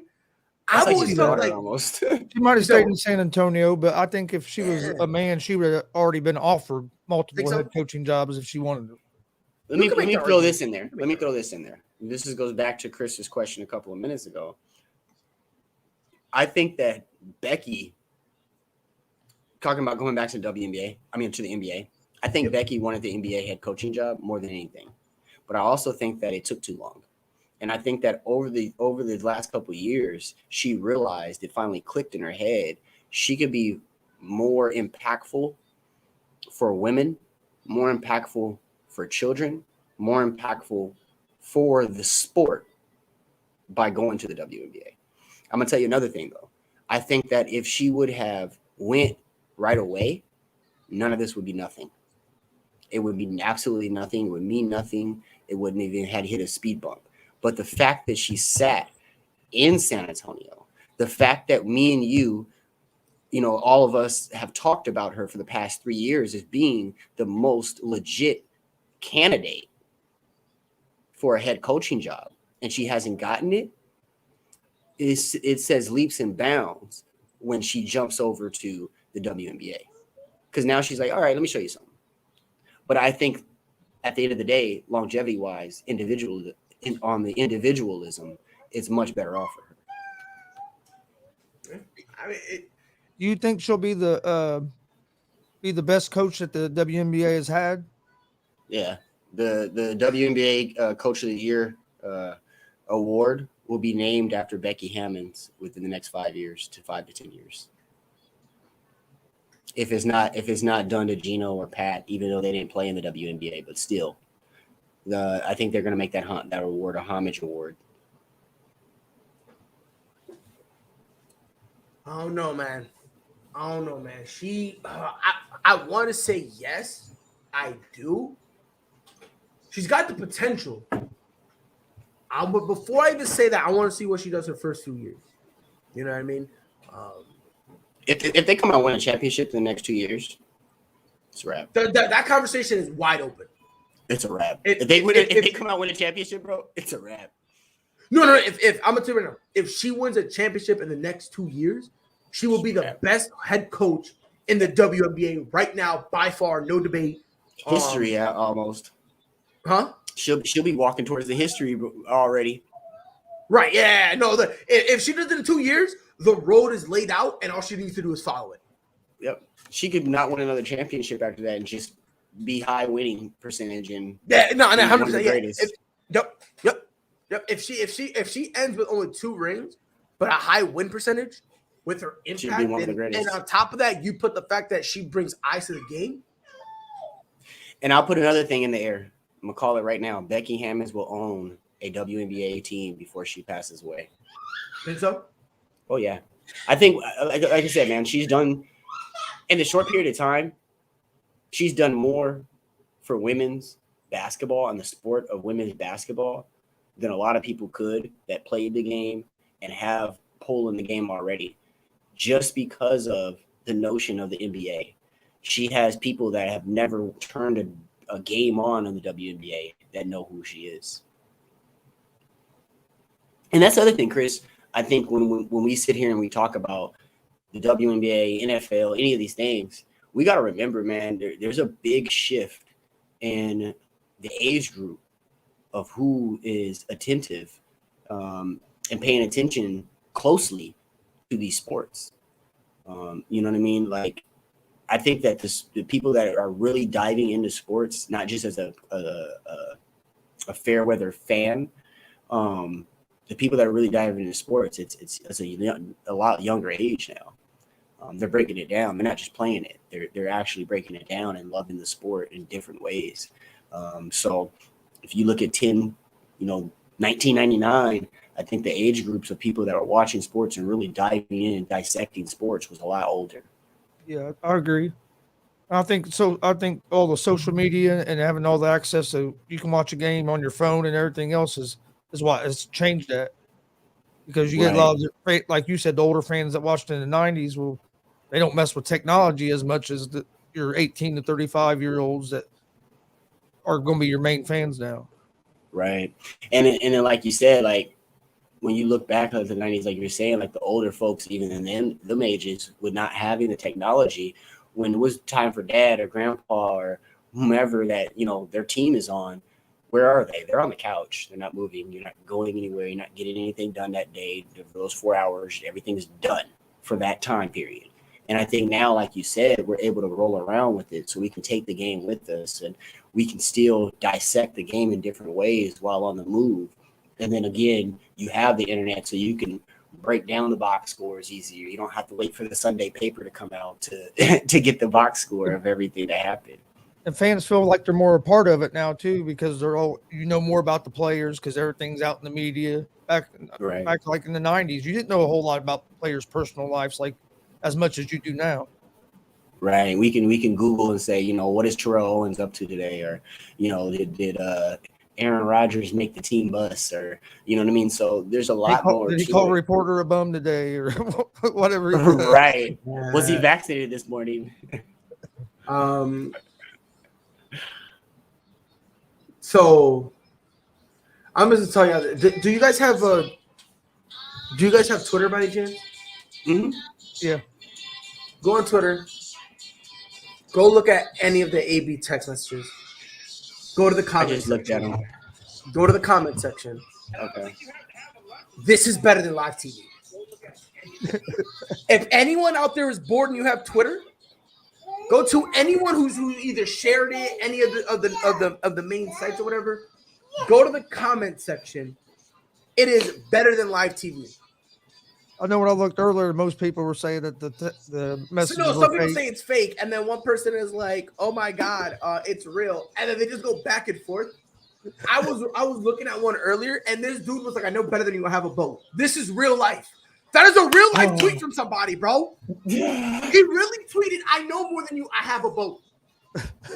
Oh, wow. And then some random was like, "I don't think he got on the boat. I don't think he got on the boat. I think the boat sailed off without him." I'm saying, yo, passed him by. Yo, I'm right. I'm like, could somebody drop the water so I can get on the ship? No, my guy's like, yeah, I gotta. I'm like, wait a minute, what does that have to do with anything, bro? One dude, by the way, some people are violating the picture of his toes. Like the picture he said when he was getting the thing, and they're making fun of his never toes. understood why people be looking at the feet like no. You know what? We're gonna go back to sports because I can tell you how much I hate feet. It was hilarious, dog. Yo, I'm telling you right now, if anyone has Twitter, those comment sections better than live TV. Do with that information as your will. Real quick, Jay. Oh, go ahead. Go ahead. What were you gonna ask me? No. I was gonna move on because I don't want to. I don't want to keep harping on it. I want to wait till things get figured out. You know what I mean? Before we do anything. But the Lakers, your beloved Lakers, bro. Your beloved Lakers. Because Jay, I know you're a Lakers fan, bro. He's just a Laker boy. I'm a Laker boy. Just trying to make it. You're a Laker boy. Keep it like a Laker boy. Feeling like Westbrook and Bron. I'm feeling like Westbrook and Bron. Your Lakers, beloved Lakers, they're on a 3-game win streak. Is it fair to say they're over 500? They're now the 6th seed, especially after the Clippers lost. Because when they originally won, they were the 7th. With the Clippers loss, it brings them up to the 6th. Is it fair to say that the Lakers finally got it figured out? All right. Before I answer that, I'm gonna go ahead and make my plug for Coors Light's Cold Hard Facts. December 7th is the last time the Lakers have beat a team over 500. December 7th, again, guys, is the last time your Los Angeles Lakers have beat a NBA basketball team You're so that is petty. over 500? Yo, Chris. Has anybody broken down? I'm just gonna, you know what? Give me a second. Give me 1 moment, guy. We're gonna go back to the Coors Light, cold, hard facts. All right, let's go ahead and slide over to this NBA section. We're gonna go ahead and pull up your Los Angeles Deers. For those that didn't know, your Los Angeles Deers, because that's what they are this year. All right, so we got a 3-game winning streak against the Portland Trailblazers, who's trying to get rid of the whole team, against the Minnesota Timberwolves, who don't have an identity and don't know who their favorite player is, against the Sacramento Kings, who we all know who they are. Now, before the 3-game winning streak, we had the Memphis Grizzlies. John Morant put up how many? What was his burger filled with? I think it was a 40. 41 in his burger. 40, yeah. 41. I think he had cheddar cheese on that. And extra. then we had extra. Right. And then right before Memphis, we play another team that, you know what happened with them? 2 of their players fucking left. 2 of their players said, you know what? Fuck this. That was the Houston Rockets. So they beat the Rockets. Then they go back the game before the Rockets. We got the New Jersey Nets. That's an L. We got the San Antonio Jersey. Spurs. That's an L. We got the Phoenix Suns. That's an L. We got the Chicago Bulls. That's an L. And then Minnesota Timberwolves. That's an L. So let's put in perspective. Okay. This is like the kid that walked up to his mom and was like, hey, mom, can I have a snack? And she was like, we're out. And she was like, nuh-uh. You remember the ones that fell behind the dresser? Can you grab those for me? That's where they got these 3 wins. Okay. That's where the Los Angeles Deers, because they're not playing like the Lakers right now, guys. These are the Los Angeles Deers. And the LA Rivers. The LA Rivers. That's where they picked up those 3 wins. So let's put it in perspective. Are they on a 3-game winning streak? Yeah. I'm gonna give you guys a 3-game winning streak. But again, with 3 future Hall of Famers, and I'm gonna dumb it down because I did say up to 5, but with 3 perennial future Hall of Famers on your team. I broke it down yesterday. Somebody told me I was going too hard. I said 3 top 15 centers. I'll give you 2 top 15 centers on your team. You have 3 of the top scorers of our era on your team. And you're celebrating a 3-game winning streak against below 500 teams. Get it together, guys. Get it together. It's disappointing. It's very disappointing. Chris, I just want to let you know. So Jay is in terms of basketball, he's a Phoenix fan, right? But that's his second title we give him. His official title, his favorite team is the Lakers when they're losing. That's his favorite team right there. And then after that is Phoenix. Whatever Phoenix says on the court, that's his team.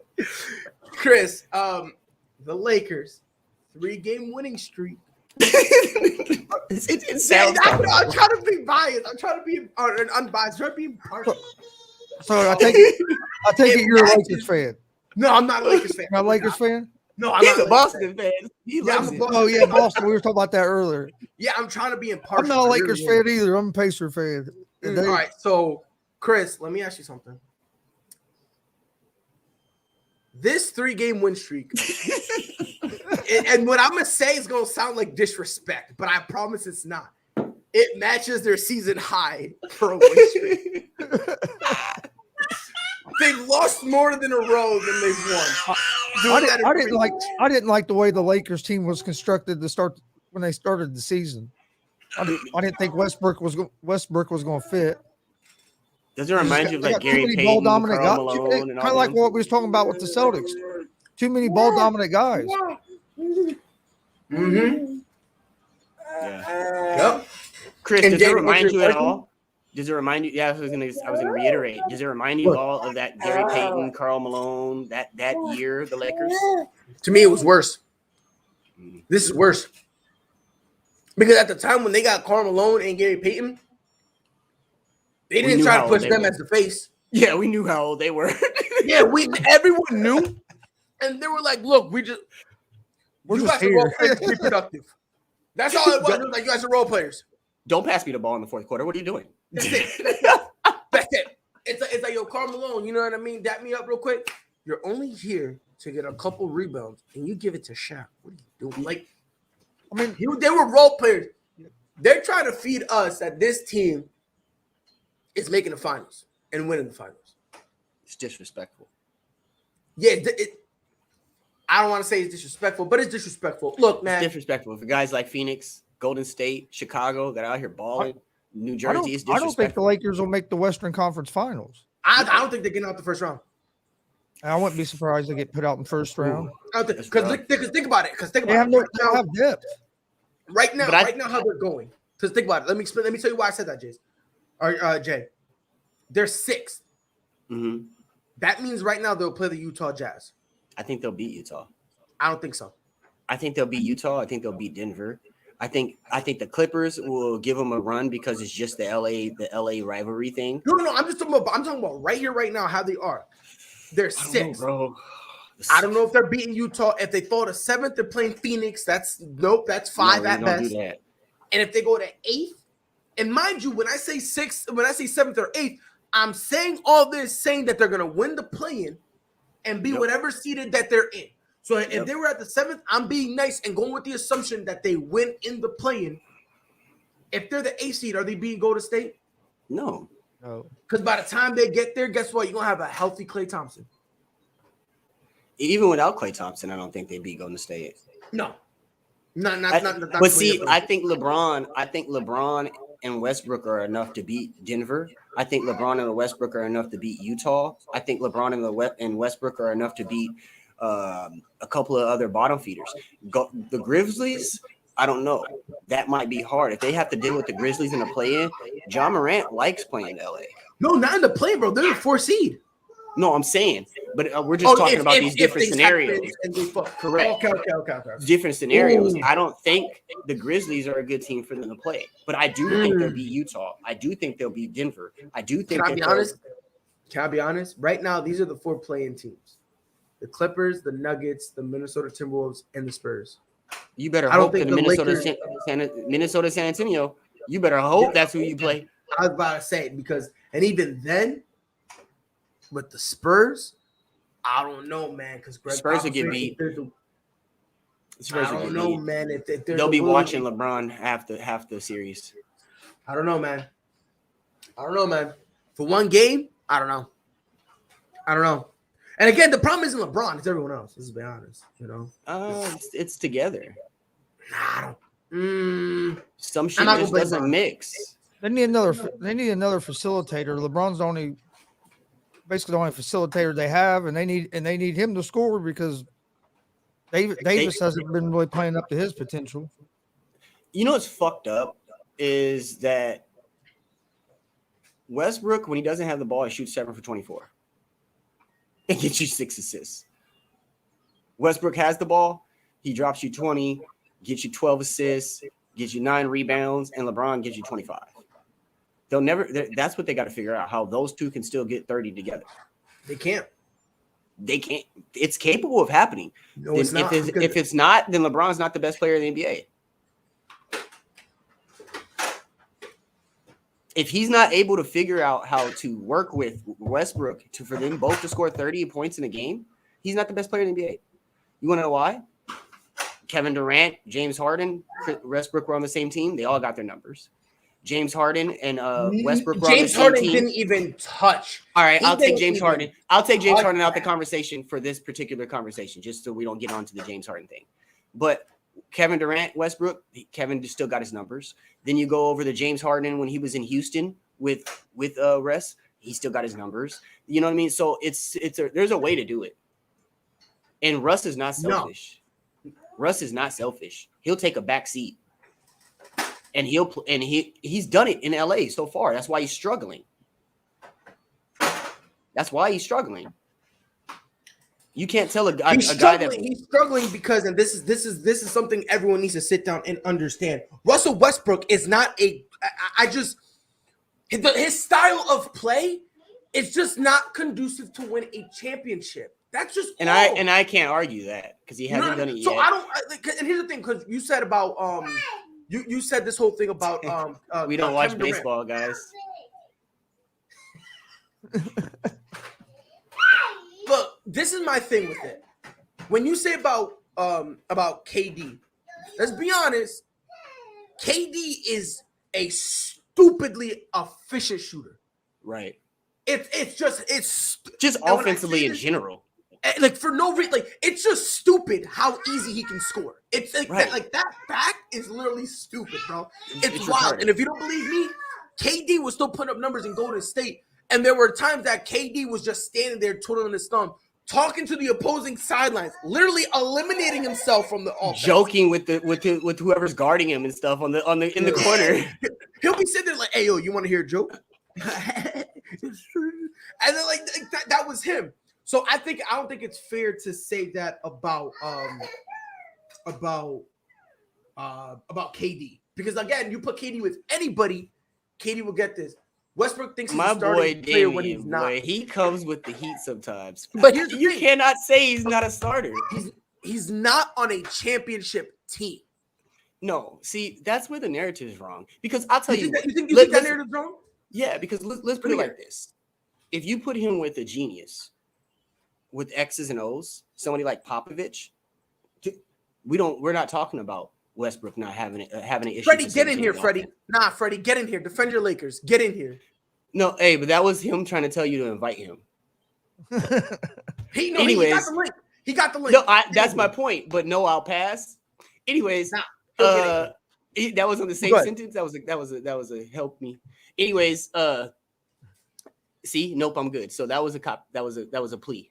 Anyways, but the point is that if you put him with like Phil Jackson, Greg Popovich, these guys that say, "Hey, you're offensively, your talents in offense are crazy. You have so many tools. We just need you to use them in the right application, the right moment." And I don't think Westbrook has ever had a coach that said, calm down, you're good, but right here, you're getting ahead of yourself. No, slow down, get back into your game. He had one like that in Brad. OKC. You talking about Brad? You talking about Brad? Brad who? I mean, Scott Brooks. Yeah, you talking about Scott? No. There was an assistant. Oh. There was an assistant in OKC who his sole job was literally to every time Russ would get out of control to rein him in. I forgot his name. Fudge. I know who you're talking about now. You know what I'm talking about? Because I don't want to make it seem like I'm just making stuff up. No, I forgot his name. Mo Cheeks. Mo Cheeks. Yeah, it was Mo Cheeks. That's what that. Yes, that was Mo Cheeks' job. Was whenever he would get crazy, out of control, it was him. Yeah, it was his job to kind of pull him and say, "Yo, Russ, come on, bro. Look, get it together. Let's get it." You know. And again, when did Mo leave there? Oh, because that couldn't give us a timeline on Russ. Because remember, Russ was a little bit more collected as a player in OKC, and then towards the end of his OKC terms, there is when he really went the fuck off and just went nuts. I'm about to tell you right now. So he was an assistant from 2009 to 2013. There you go. And then Russ started his triple-double. Russ started his triple-double stuff in like what, 2014 or 2015? No, he was doing that before. Not for the season. He wasn't averaging. When was his first average of a triple-double? I think it was like probably 2015. Hold on, let me pull it up. Yeah, pull it up for me. Pull it up. Make sure, because I want to make sure what I'm saying is factual. Because I don't want to be, I don't want to be capping on air or whatever. Because he left, and then Mo Cheeks spent a year in Detroit, and then in 2015 came back as an assistant to OKC. Here we go. His first season averaging a triple-double was 2016. I told you. So 2016 was his first triple-double. Yep. So no, hold on. Yeah, but that proves my point. Mo Cheeks was there. Yeah, so when he left. Proves my point. No. Cheeks only left for a year. Yeah, no, Mo Cheeks was back in 2015. Yeah. So then that's better than what I was saying. Somebody calming him down and telling him to get his shit together. 2016. So when did Kevin Durant leave? 2013? No. 20. What is it? Way When was after that. Was Way it after that? Dude, 2013, LeBron won his second ring. Kevin, hold on. Let me pull it up. Kevin Durant. Yeah, bro. I think it was. Hold on. Let's see. Let's figure this out. 2015 was the last time Kevin Durant was there. Yeah, So Mo 2016 Cheeks came back in 2016. No, he came back 2015. Who, Mo Cheeks? Yeah, so Mo Cheeks, Okay. 2013, he left. So that last year he had Kevin Durant and Russ, and then next year Russ had triple doubles. Yes. So yes, when it was without just Kevin Mo Durant, Cheeks. correct. Yes, Correct. yeah, it was no Kevin Durant, and he went in and he did the triple doubles. Where is it? You said 2016. Yep. So again, we're kind of both on the fringe of this because Mo Cheeks does help him. Like I said, he needs somebody to calm him down. But yes. I also know that Westbrook is capable of doing anything on the basketball court. And I think that, again, going back to my thing with X's and O's, is that if you give him a superior brain, they'll show him how to use his talents right. Because he utilizes them to get what he needs to get done. But Pride, that's the only thing that's stopping him from being a championship caliber. He gets everything else done. He just needs that extra up to bring him to a championship caliber. I don't think so, brother. I have to disagree with that. I have to. I have to, because again, when Mo Cheeks, when Mo Cheeks kind of brought him back, I don't know. When Mo Cheeks came back, he was doing the triple doubles, but he still kind of didn't. Again, it's always been a stat thing with Russ, and we also need to keep that in context. It's a stat thing. As of 2016. You said after 2016? Mm-hmm. Well, yeah, because he can't win a ring. Do you think the Lakers would be better? Do you think the Lakers would be better if they brought Westbrook in off the bench? No. And the only reason I say that is because you have Melo coming off the bench. Yeah, that's true. And Melo off the bench, I like Melo off that bench. Yeah. You know what I mean? So now that he finally embraced being a bench player, he's been playing well. Yeah, he embraced it. Whoa, guys. I do have to bring this up because Freddie just posted this in the chat, and I think it's definitely something I would like to comment on. Sorry to interrupt it. So, Kevin Porter last night has been going through what he's been going through all year. What that stupid Washington Wizards announcer said? This dude should be condemned and fired. He should never be on a platform again to speak. His exact quote, people, for Kevin Porter hitting that game winner last night. Kevin Porter Jr., like his dad, pulled the trigger at the right time. Oh, wow. I don't even have much words to comment behind that. I do. They're probably going to have a lot of F's and things and other stuff. Me? There's no cursing. There's no cursing. The Washington Wizards, and I'm going to say this wholeheartedly, are a pathetic joke of an organization, of a franchise, and a poor excuse and a disgusting stain on the NBA. I've been saying this forever. These morons have been saying stuff like this for a while. This isn't the first time they said something stupid like this. This isn't the first time. That particular announcer, this is like his third time in the last 2 years. Yes, he has a history. A history. To the point that even if he does apologize, nobody believes him. Didn't he say something crazy about John Wall when they got that video of him in the gang stuff? Didn't he say something crazy of that? I'm trying to pull up. I'm trying to pull up what he. Oh, now he apologized. Oh my God! What a can't apologize. What a joke! What a joke! Ready? Here it comes. I'm reading it. Okay. In social media post, he apologized, saying he missed This is what this man had the nerve to say. Nice cop out, Dustin. It goes to what you were called. In social media posts, Consor apologized, saying he mistook Porter Jr. for the son of former NBA player Kevin Porter, who played for the Washington franchise in the 1970s and 80s. So his excuse was, we had a guy who played first when he played for the Bullets. That's my thing. Please allow me. This is a direct quote. And I hope and pray Kevin Porter Jr. smacks the dog bejesus out of this man. I'm hoping. Quote, please allow me to take this opportunity to sincerely, I guess when you put sincerely, it makes everything better. Sincerely apologize to Ken. Couldn't even put his name right. He said Ken, right? Ken Porter Jr., his family, and the Rockets organization for the comments I made during last night's game. I mistakenly thought Kevin was son of former Washington player Kevin Porter and was unaware of the words I chose to describe the game-winning shot would be in any way hurtful or insensitive. Meanwhile, when all this stuff happened about his pops, this is some of the stuff that's been talking about surrounding this case. Let's just put that in. I have reached out to Kevin to personally apologize and hope we'll be able to talk. I would be able to talk about him about this in the future. Glenn Consor, ladies and gentlemen. And Damian brings up a really good point.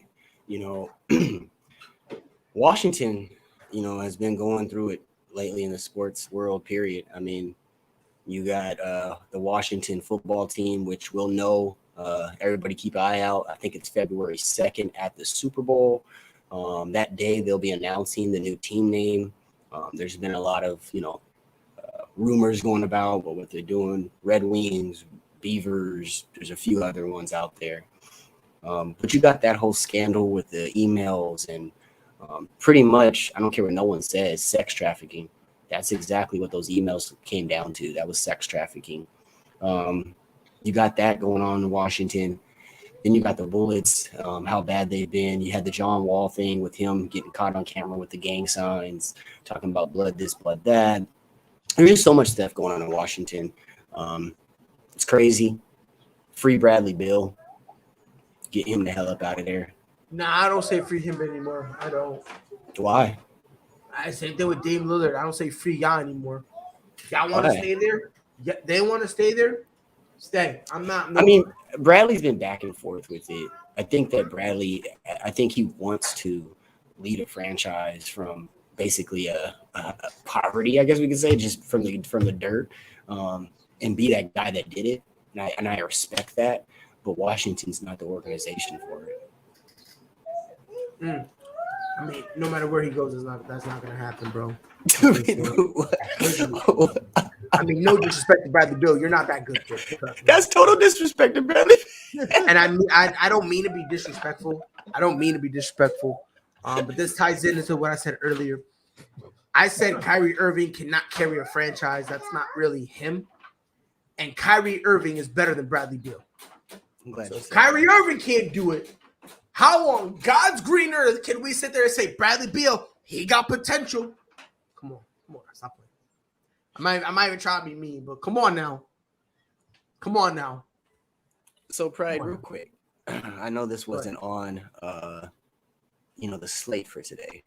But real quick, let's just run it around right quick. Anything that you are looking forward to seeing this year in the fight world? Obviously, Francis Ngannou versus Cyril Gane. I'm very interested in that. I'm also interested in seeing my guy Charles Oliveira. I want to see him fight Justin Gaethje, because if he beats Gaethje, I believe we have a Kamaru Usman type situation where you're beating everyone. Now we got to start reaching. Because think about it.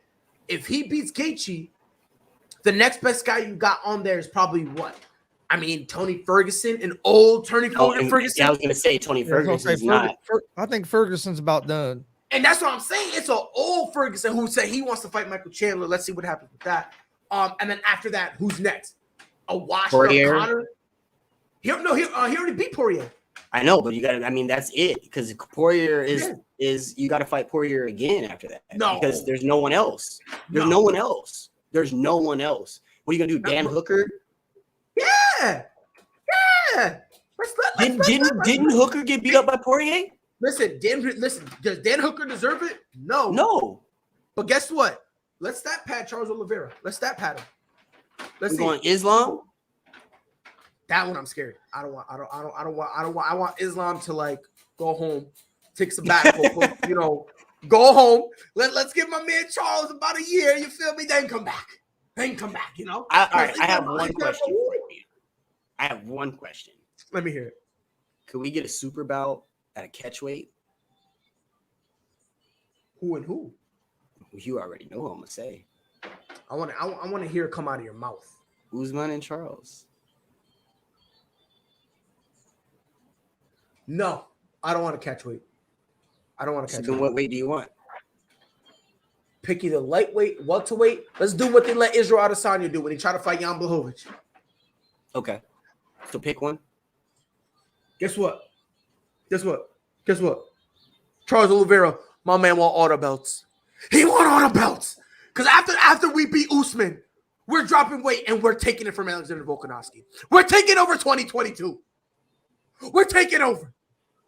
I don't fully believe that, though. I don't fully believe that. But I will say this. I don't think Usman cuts the weight. So I think if this would have been remotely possible in any way, shape, or form, I do think Charles Oliveira would have to go up. He would have to. Two completely different weight classes. No, never. Completely different weight classes. Never. John because Usman's a welterweight right now. Yeah, Usman's in welterweight. And in order to get to light heavyweight, because that's where John Jones used to fight, he has to go up past. He's got to go. No, I'm just talking about because the last time we saw him fight was light heavyweight. Yeah, he has to go up, and you have to pass middleweight. And we need to see him fight at middleweight to see if him putting on that bulk messes with him.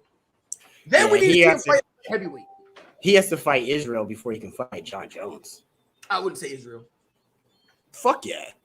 Think so? Yeah, well, I mean, in the light of going up that much to John, I think there's other fighters that would be more of a notch on his belt and be better for his career right now than going to John Jones. Like, it would be stupid for him to – it would be stupid for him. I don't care what happened. I don't care if John Jones went down. It'd be stupid for him to accept that fight. I think he's more likely to accept a fight. Like, no, because let's be honest, Usman has cleared out the welterweight division. 1,000%. Like he's cleaned it out. So at this point, the problem with Usman is his next opponent. Where do you go from here? Do you get a middleweight guy that try to have him cut weight? Do you look over at the lightweight? Because I'm gonna say this right now. Depending how things go, my guy Michael Chandler might have to leave the lightweight division. Think about it. There's no room. Think about it. He's gonna have to leave it. Now the only problem is the height. There's none whatsoever. And think about it. If you put him in the welterweight division, fresh water, or fresh blood, if he knocks out anybody in top 5, it could even be Jorge Masvidal, who's 6th. All right, so maybe this is far fetched. Go ahead, Chris. Let me hear it. Do you think if Kazmat Chimaev beats Covington, that he'll get a shot at Usman? He has to. It has to be the next fight, right? It has to be because the Kazmat, if I am mistaken, he's the one who fought like twice in a month and won both fights. Yep. Like that alone needs to put him on your radar. And okay, now so here's my. Fighting, I think he has a skill set that can give Usman some trouble. I think Usman still wins, but I think it's an entertaining fight. Because think about it, Kobe Covington is still ranked 1 first. If he beats the guy in a dominant fashion that Usman just beat, that has to be the next fight. Especially if you look at it. I mean, let's be honest.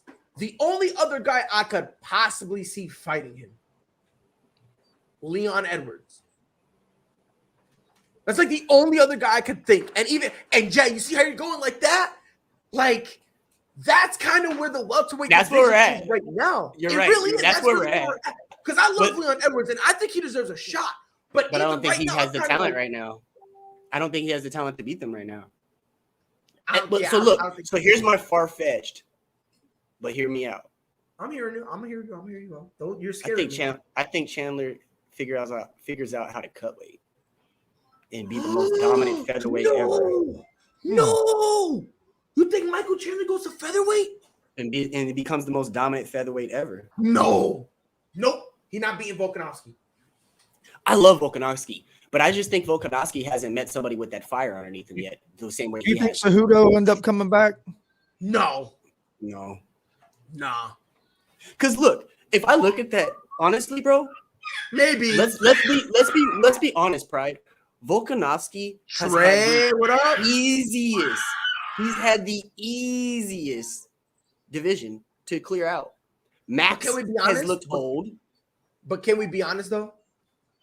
Is it that division? Is it that the division is really that easy, or is it the Kamaru Usman, John Jones effect, where he's just so great that he makes everyone else look subpar? I can't say it's the John Jones effect because when John Jones came in, there was 12 other guys at their prime. And he beat them, and after he beat them, we didn't look at any of them the same. Not true, because those same guys when fought each other, Machida, Ray. When they fought each other, when Machida lost to John Jones, that was the beginning of the end for Machida. Beginning of the end. But his next fight, everybody still tuned in to see if he still had it. And then, you know what I'm saying? Like, that's what I mean. Box office and being able to be the champion are two different things. Leonardo Machida still won box office, but he couldn't be the champ. We didn't look at it the same. But still, here's the thing is, I think that in that division at that time, you can still, every time he stepped in the ring, he could have still got his ass whooped.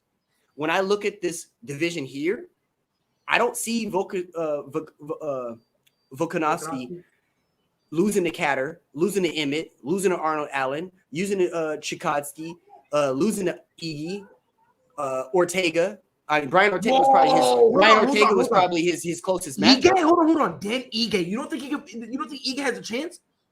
It's not that he doesn't have a chance. I just don't see it happening. It's like, does Georgia have a chance against Alabama? Or they have chances. I just don't see it happening. Wow. I don't think Ige beats him.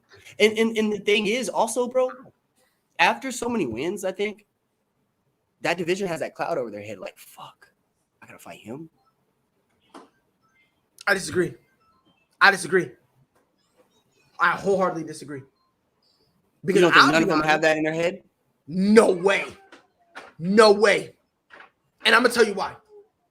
Amanda Nunes, to me, is the greatest female fighter ever.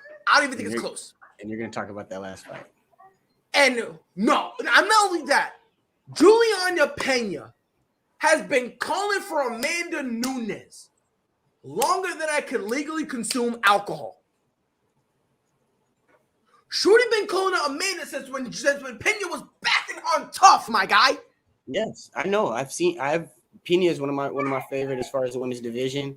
And Amanda is my favorite. Yeah, and Amanda's been dominating for how long? And you still got look, bro. If Juliana Pena can do it, and not to say that she's a scrub, but let's be honest, Juliana Pena did something we've never seen anyone do with Amanda Nunes ever. That is, get destroyed round one, go back to your corner, say, you know what? I'm gonna get beat up. I'm gonna look beat anyway. Let me stand and bang with Amanda Nunes. She stood in the middle of the octagon, took every shot Amanda had, and gave 2 back for good measure. But I think that she was the only one coming into that match that already had a chin in place and knew that she could take it. The other thing about Amanda Nunes, when she starts throwing punches, it's kind of like going back to like the Holly Holmes or even what's her name?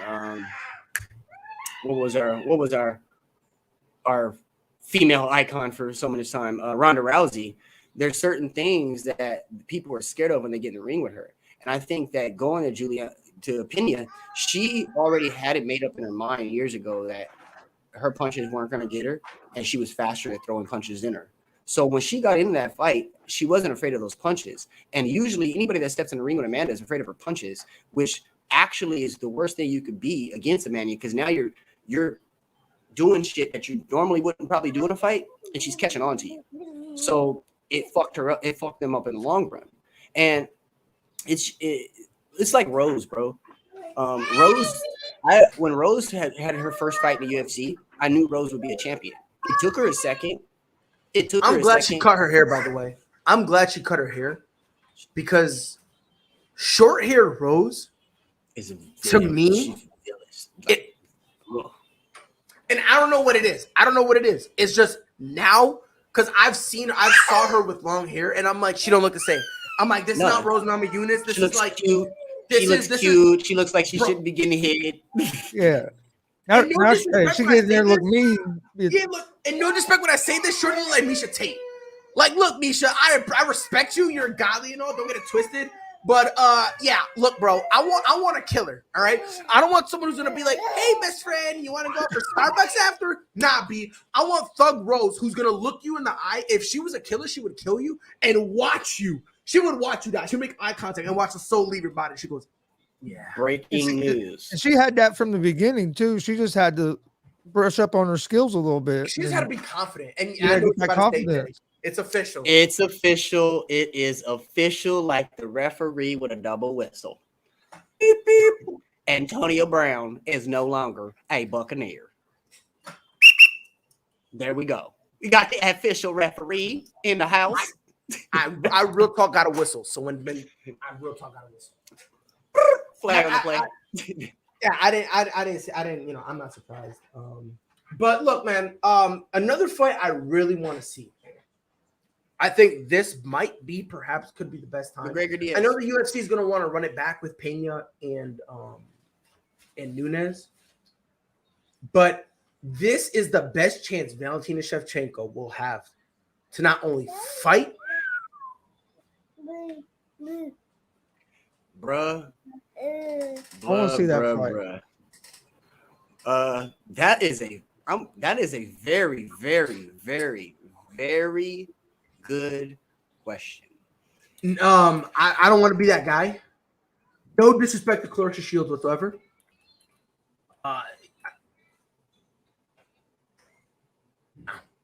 No, I'm gonna say that she's the only one. Nope. Right now, in my eyes. I don't think so. I think she has enough power to put Ali on her back. I think that she has the speed to match with Ali as well. Nope. And you want to know why? You want to know why? For me, this is a de facto. And Anthony Price, I forgot. Was it Katie Taylor? Check me if I'm wrong. She was. I'm almost positive it was Katie Taylor. She was supposed to fight her in boxing. She didn't want that smoke, which is why she went to MMA. Do with that information as you will. I like Clarissa Shields. I do. But Layla Ali, I don't know, brother. I do not know, brother. Nope. I don't know. I want to see it, Anthony. I really want to see that fight. That'd be probably the best women's boxing fight the last 2 years. How old is Layla Ali? How old is she right now? She's about 28-ish. 28-ish? Let me see. Nope. I'm fucking way off. Oh my God, Layla. Sexy 44-year-old. What? Yeah. You know what? She is like in that same era. She was born like 80. Nope. You know what? I'm not saying it. What? Nope. Nope. She's a phenomenal athlete. Because with my luck, Muhammad Ali, he's gonna all of a sudden rise from the grave and put paws on me. I ain't with it. Layla Ali is winning clean sweep. I don't care if she's 44, 54, 104, clean sweep. I ain't trying to look, man. I ain't trying to get by. I can't say that because then Clarissa Shields will beat me up. Probably getting beat up either way. I'm getting beat up. Yeah. Anthony, no, I that's my point. That's why I said that hand speed she got stupid. It's next to none. That hand speed is elite. And think about it. I'm not even putting that comment up, Jay. Don't do it. Also with that speed, I got to because Davian always comes with the heat. Davian be cutting the rug, man. Davian be cutting the damn rug. Listen, I'm only gonna say one.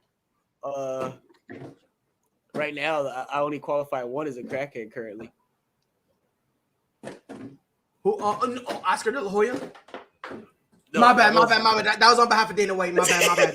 My inner data came out. My inner data came out. My bad, homie. My inner data. That's on me. Okay. You see what Davian does, y'all? This is Davian's fault. I didn't mean it like that. Ooh, yes, Justin yes. Fields. He's on the COVID list. I didn't even get to say that, Dustin, because we were so caught up with the Antonio Brown being cut, and then So, matter of fact, I got you here. Let me ask you gentlemen a question. Well, we'll spend a few more minutes on the UFC, and then after that, we'll wrap it up. Tai Tuivasa. Mm-hmm. I love this man with passion. He's a weirdo. That's why I love him. However, I don't think he'll ever be a champion. I can probably agree with that. I just want to make sure. Am I bugging? No. And real quick, since we're on this so heavily, real quick, Chris, and then I'll let you speak. Everyone that's watching, please tune in this and every Thursday going forward, 8 p.m. Eastern. We will have Throwing Hands on. We have a very, very, very knowledgeable guy that's going to be hosting it. He's actually from London. He's fought for about 25, 30 years. He runs his own fighting promotion as well. Big into the Asian fighting scene over in China, in Europe as well. So very, very, very knowledgeable individual. So please tune in tonight to his first episode. It's gonna be one for the books, you guys. Yes, sir. And I've spoken to him some. I like him. Dude is smart. Damien said, in the words of you, I'm innocent. That's what AB was saying when he was leaving the field. He was like, I'm innocent. So I'm innocent. Now, I can't ever say that ever again. That's what he was jumping up and down about. Yeah, he said, I'm innocent. I just want to say one thing. Can I just say one thing real quick? I'm not gonna go on a whole song and dance about it. Sometimes you need to sing and dance on a Thursday. Let me ask you a question. Does anyone happen to remember who the bantamweight champion is right now in the UFC? Not the interim, because the interim is Petr Yan. That's the interim. I'm talking about the legitimate champion. To be honest, off the top of my head, no. I just looked at it though. Off the top of my head, no. So is it Sterling? It's Aljamain Sterling. Yeah, it's Aljamain Sterling. Yeah, Sterling. So he's a champion, correct? He's not. He's nowhere near the pound for pound top rankings, and Petr Yan is 11th. Do with that information as you will. Okay, so since you brought that up, that division, I mean, Yan, Dillashaw, are they the front runners? And which one should get the title shot? Well, Yan. Yeah, obviously, guys. This is what I think should happen. If I'm bugging, just let me know. I have Petr Yan, Aljamain Sterling. They fight. Petr Yan's gonna beat the bejesus out of this dude, beat the bricks off him. It's not even gonna be close. He's gonna embarrass him. And then, and by the way, no one has ever heard this right here, so I'm gonna spit it out real quick. So before I answer your question, Jay, let me put a pin in it. This is what I hope Dana White does to Aljamain Sterling. Petr Yan, I want him to beat the bricks off him. Right? Okay. Aljamain Sterling is going to be battered and bruised, depressed. I don't know if I want to fight anymore. And then I want Dana White to say, you know what? You were the interim champ for a while. First defense, you lost it, but let's be nice to you. I immediately give him a match with TJ Dillashaw. Okay. And we're gonna have you re-earn it. Now, Get yourself back. Yeah. If I'm Dana White, I'm gonna pull off TJ Dillashaw to the side. USADA's not testing you. We're gonna EPO you to the point of death. We're gonna inject. Your coach is gonna be John Jones. You're gonna go through him. All the stuff he got, we're putting in you, bro. We're gonna have you. That fight is gonna be like Brock Lesnar versus Mark Hunt, when Brock was juiced to the freaking gills, bro. And we're gonna beat the bricks off of him. After that, he's gonna fight Corey Sandhagen. But wait, that's not all. What is your vendetta with Sterling? I'm gonna tell you why in a minute. There's more. Because guess what we're gonna do? We're gonna say, you know what? It is what it is. Jose Aldo all of a sudden ran in. This is wrestling 2v1, and they're just stomping the bricks off of Aljamain Sterling. Then after that, we're gonna go get Dominic Cruz, and we're gonna send this man back to his prime to submit him. We're gonna have him on top of that. We're then gonna get Uriah Faber when he was the most dominant champ in the WEC. And we're gonna have him do the fusion dance. When he could take any punches. Any punch, bro. Before he get hit with a crowbar. His head knocked off by Brown in the WEC. And then we're gonna have all that. We're gonna have them do the fusion dance for all of you who don't know. It's a Dragon Ball Z reference. When two of the strongest people they do a fusion dance. All the hate to Aljamain Sterling. All the hate in the world. All the hate in the world to Aljamain Sterling. David, like his comments need to like flash on our screen. They just need to like just have it. You know what? We gotta make a ticker. So just for his comments, it's just all his stuff. the Davian. But after that, he's gonna lose to Dominic Faber or Uriah Cruz. Whatever we decide to call this amalgamation. All right, now I need the insight. What's this vendetta with him for? Like, what is? I never in my life have seen a pathetic piece of trash cry, complain, and moan that no one respects me as the champion when you're getting dominated. No, can I be the voice of reason on this one? Nope. Hey, if you don't like it, you don't like it. But listen, but you can. I'm gonna put yourself. Yes, sir. Let me ask you a question. Sure can. You sure can. And Chris, let me know. How can there be a voice of reason when the entire situation is lunacy? But is it fair to say this? Come on, Pride. Take a step back for 1 second for me. And let me take you on a journey. I'm a guy that's been fighting my butt off for 10 years. Okay. I get into a program, into a division that, let's be honest, doesn't have the same stacked lineup as it did in the past. And they're kind of looking for a resurgence of excitement in that division. We can agree. Yes. Then you get an injury and they throw you into this intern match, basically, because he wasn't supposed to be getting a title shot in the first place. Right. And then he wins it. And then everybody's pissed off at him saying he doesn't deserve it. But let's be honest. He didn't pick it. He just got thrown into that path. Yep. They thought he was going to get rolled over and he whooped somebody's ass. And that's not, saying it like that, Jay, you need to quit ASAP and go work as a PR guy. Because that was a beautiful spin. That was a beautiful spin. You know me, I'm always about PR. Yo, I love it. It was beautiful until we get into the nitty-gritty, brother. We didn't get into the nitty-gritty, brother. We didn't get to the nitty-gritty. Okay? How did he win? How did he win? Yes, it was a technical. And I get all that, bro, but it's not his fault. It was a good match. It is when you're milking it. When you're milking it, he's like, I'm dying. I'm dying. I'm dead. Oh, wait, I'm supposed to be on the ground? Oh, wait, let me lay down. I don't know who did a worse performance, him or Marcus Morris when Jokic pushed him. And he's like, I'm bleeding. I'm dead. You know what? Marcus Morris has only played 2 games since that. Or I think 1 game, actually. He don't want to smoke. because Jokic fucked his back up. The chiropractor was like, what happened? That's what you get. That's what you get. That's what you get. But look, and here's my thing. I don't believe a title should be switched hands on a disqualification. I think that ruins the belt. Now, if you want to give Petr Yan the loss, Is it his fault? No problem whatsoever. I have no problem with that. Huh? But is it Sterling's fault?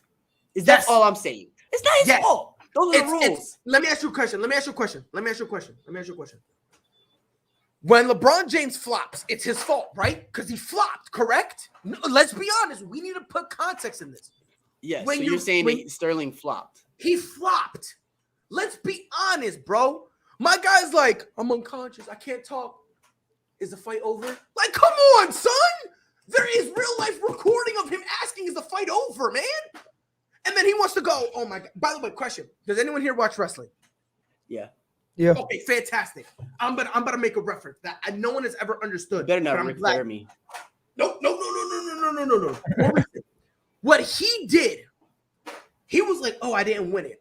Then my guy puts his belt in the fridge and takes a picture of it, like CM Punk did when he won the belt at Money in the Bank and pretended he was leaving the WWE for a while, bro. My guy had the belt in his fridge and took a picture, and I'm like, brother, what are you doing? Hey. And like, so do you blame Dana White then? 100%. He's got to take some blame too. Because I'll be honest, I'll be honest. There's no way a belt should move on a disqualification. Hey. There's no way. I agree with that. I don't his way to the ring, all the way from Death Valley. It is the Undertaker. No, I agree. I don't think the belt should change on disqualification either. And like I said, if you want to give Pewter on the loss, that's fine. If you want to make the belt vacant, whatever. I'm not gonna get mad about that. Why are we going to take if we're in a place with Dana White where Dana White literally hated with a passion Tim Silva when he was the champion of the heavyweight division, and Dana White said this guy is horrible while he was the champion. At least he earned his wins. Yeah, Tim Sylvia. I remember coming into UFC around that time. I was younger. I was watching him. I just love the fact that Tim Sylvia he didn't have better skills than everybody else. He just had that heart. And he knew when to put that had the heart. He get in there. Bro. That's it. And honestly, that's one thing. Like in terms of skill, he wasn't good. But that's he had why I that like Mark one Hunt. thing you can't teach. Yes, same thing with Mark Hunt. Mark Hunt will throw and bang with anybody. He's not the most skilled fighter, but he'll get in there. But he'll throw and bang with you. Where you know what? The heavyweights, period. A lot of the heavyweights, Wernham, Hunt, even Overeem. Lewis. Like, I just love watching the heavyweights, even though I don't think we have the best competition as far as heavyweights right now. We don't have the best division as we've had in UFC. I think this is probably the worst heavyweight division we've had in such a long time. But I just love watching. Whoa, what? I don't think it's the worst. Maybe way. skill wise, but No a lot of way guys this don't is get the in there and worst. bang. Yeah, no, ain't no way this is. I'm gonna put it to you this way. I think they're more evenly matched. Yeah, you got more as a I think you division. got more parity in the heavyweight division. I'm gonna put it to you this way. Yeah. Back when Tim Silva was the champion, you put Rosenstrike in there. You put but if I'm not mistaken, check me if I'm wrong. This is before Chuck. I think Chuck had left. Chuck wasn't there. Chuck wasn't there. When Tim Sylvia was there, I'm talking about when he had his run as a champion. Randy Couture came back. It was Randy Couture who came back and KO'd Tim Silva. Right. So this is my thing. Chris Dukakis, Tai Tuivasa, maybe Curtis Blades, Alexander Volkov. You put any of those guys back when Tim Silva was the champion, and they're the greatest heavyweight of all time. That's how we'll be looking at them. Hey, real quick, I know this has nothing to do with what we're talking about, but we do have to admire this. This is a shout out to my boy Jim out there. Fun fact of the day for my ASAP fam, brought to you by your boy Dustin, which you see tomorrow right here on the ASAP in the morning. Jameis Winston has one fewer touchdown pass than Baker Mayfield this season. And an exclamation point on that. Jameis Winston, you guys, has been on crutches since Halloween. He has not taken off his Halloween outfit. and he still has one more touchdown pass than Baker Mayfield. No. Baker one Mayfield fewer, has one fewer touchdown pass than Baker Mayfield. And I get that. I get it. I understand. I mean, I just want to ask a question for the people here. I just want to ask a question. Thank you, Sleeping Angels. Big and it's crazy. It's crazy. So, are we now making the argument Jameis Winston is better than Baker Mayfield? No, not at all. I think that we're making the argument that Baker Mayfield is not as good as people say he is. No, that's what I was saying. No, because I've said this before. Now, am I giving up on him winning a Super Bowl? Yes, I gave up on that. A couple days ago, I came on here and I said I gave up with him and Sam Darnold. I will say this. I don't think he's as bad as people. I think he's a solid quarterback. I think he's average. What is I think solid? What is middle solid nowadays? He's middle of the pack. So he's better than Ryan Tannehill. He's better than where do we go with that? What does that mean? The way he's been playing the last couple of years, I don't think he's better than Tannehill. Right. So where are we putting him? Better than Tua? Better than these lower end guys that really I can't say that they've proven anything. We had this conversation a while ago. He was just way overdrafted. And we put him, and you and I, we both put him around the middle of the league, about 15-ish. And that's where I think Baker Mayfield is. So if he's 15, who would be 14? Right. Like who do you have ahead of him? You guys got a few minutes? Yeah. I actually don't. I'd have to talk about it tomorrow. I gotta get ready to go. All right. Matter of fact, before you go, Chris, hold on. We'll save this for tomorrow. I promise. We're gonna save this one for tomorrow. Okay. Yeah, but Chris, do you have anything that before you get off? Do you have any last thoughts? Anything that you want to say? No, not really. Other than I guess now it's coming out. Brown has been released. I'm interested to see if anybody tries to pick him up because somebody can still sign him, right? Mm-hmm.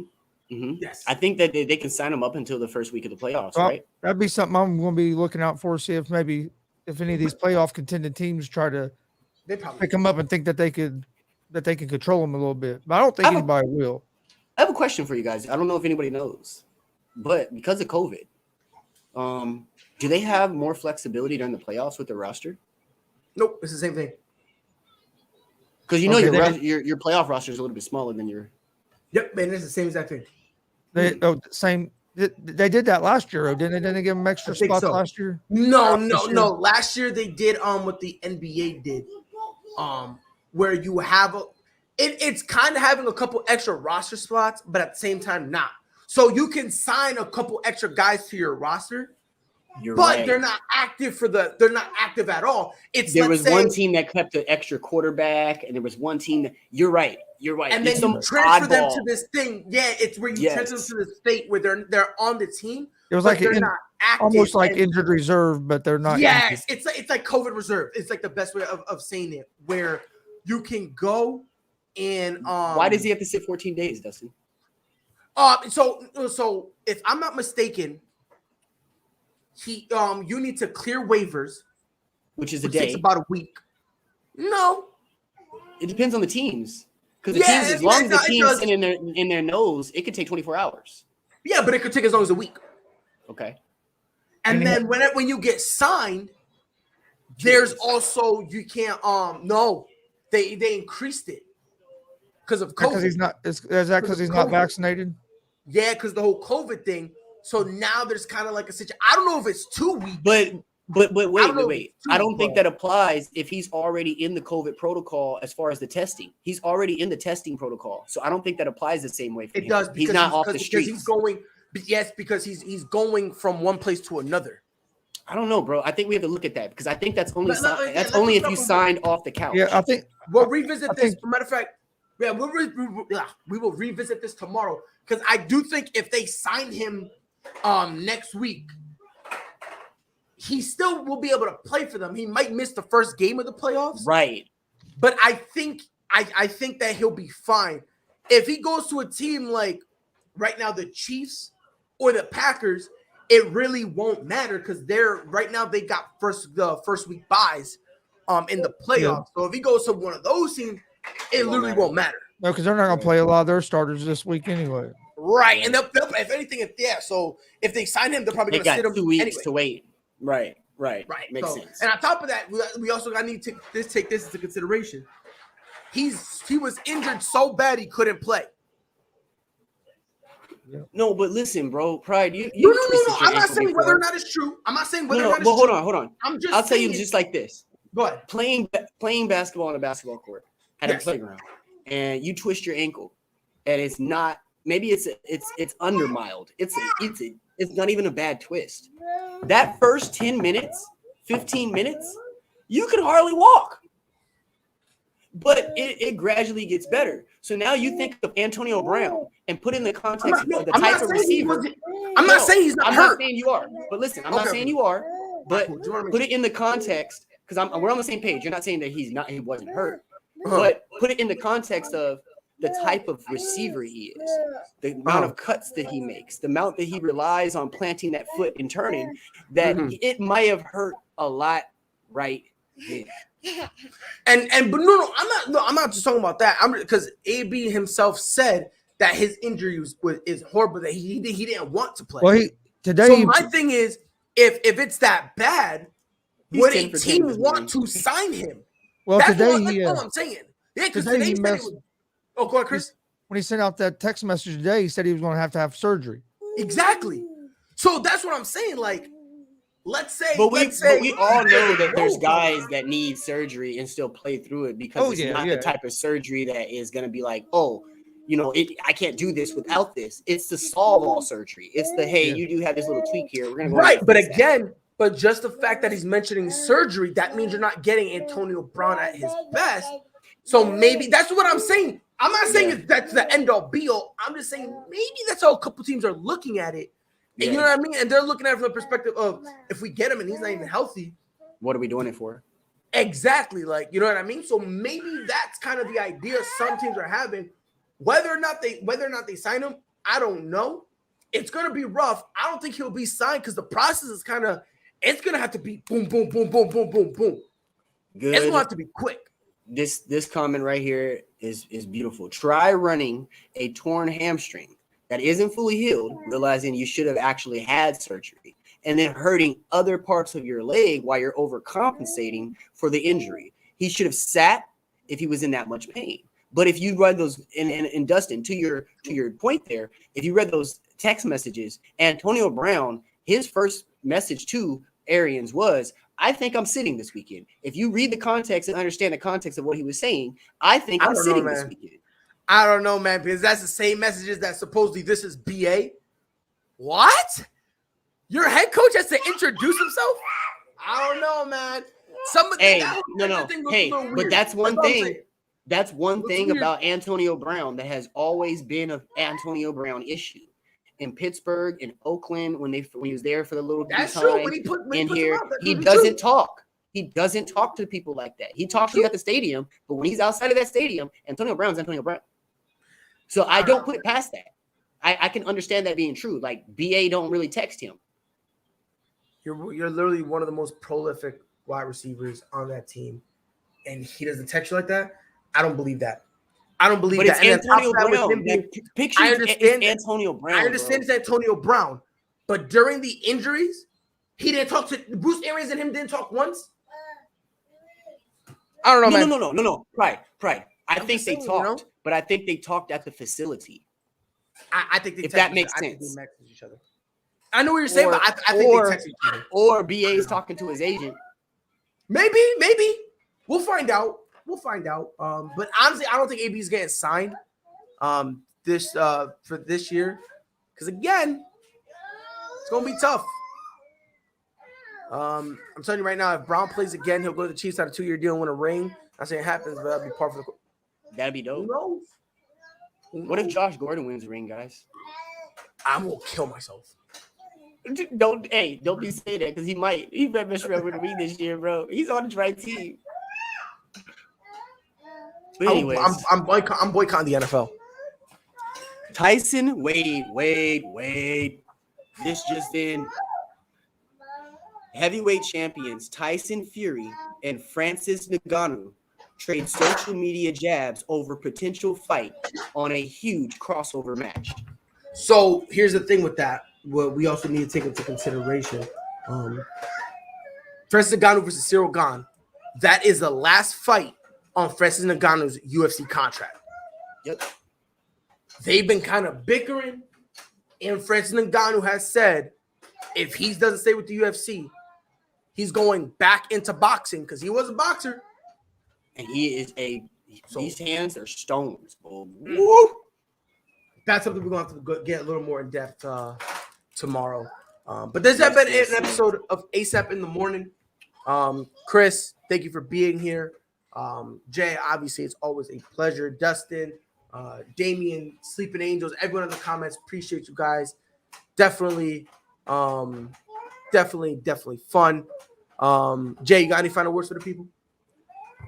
My final words, 2022, we're 6 days in, guys. We've had a long 2-year road. These past 2 years have been crazy. I'm just hoping for success this year for everybody. People in the comments, people on this network, people on this show. I'm looking for more of a open horizons for 2022. More getting back to normalities, more getting back to normal things, and just, again, success. Yes, sir. And keep it in. I'm going to throw the throwing hands out there. Please tune in tonight for throwing hands, guys. Yep, tonight it's 8 Central, right? I think it's Eastern. Oh, I'm sorry, 8 p.m. Eastern, 7 Central. So all things combat sports, that's where you want to be. Chris, any final words, bro? No, just join us tomorrow at 10 a.m. Eastern. Yes, sir. Be here 10 Eastern, 9 Central for more of ASAP in the Morning. Until then, you all know what my orders are and what to do. Be safe. Whole sports all plays. Whole sports all plays. Whole sports all plays. 365, we making up plays. You talking the game, get you to the days. We're high in the court, the dime in the lane. Variety topics living the same. All presentation, sports information. In the airways, taking the nation. All sport, all plays, like working your faces. Grace at the field, so tie the laces. Whole sports all plays.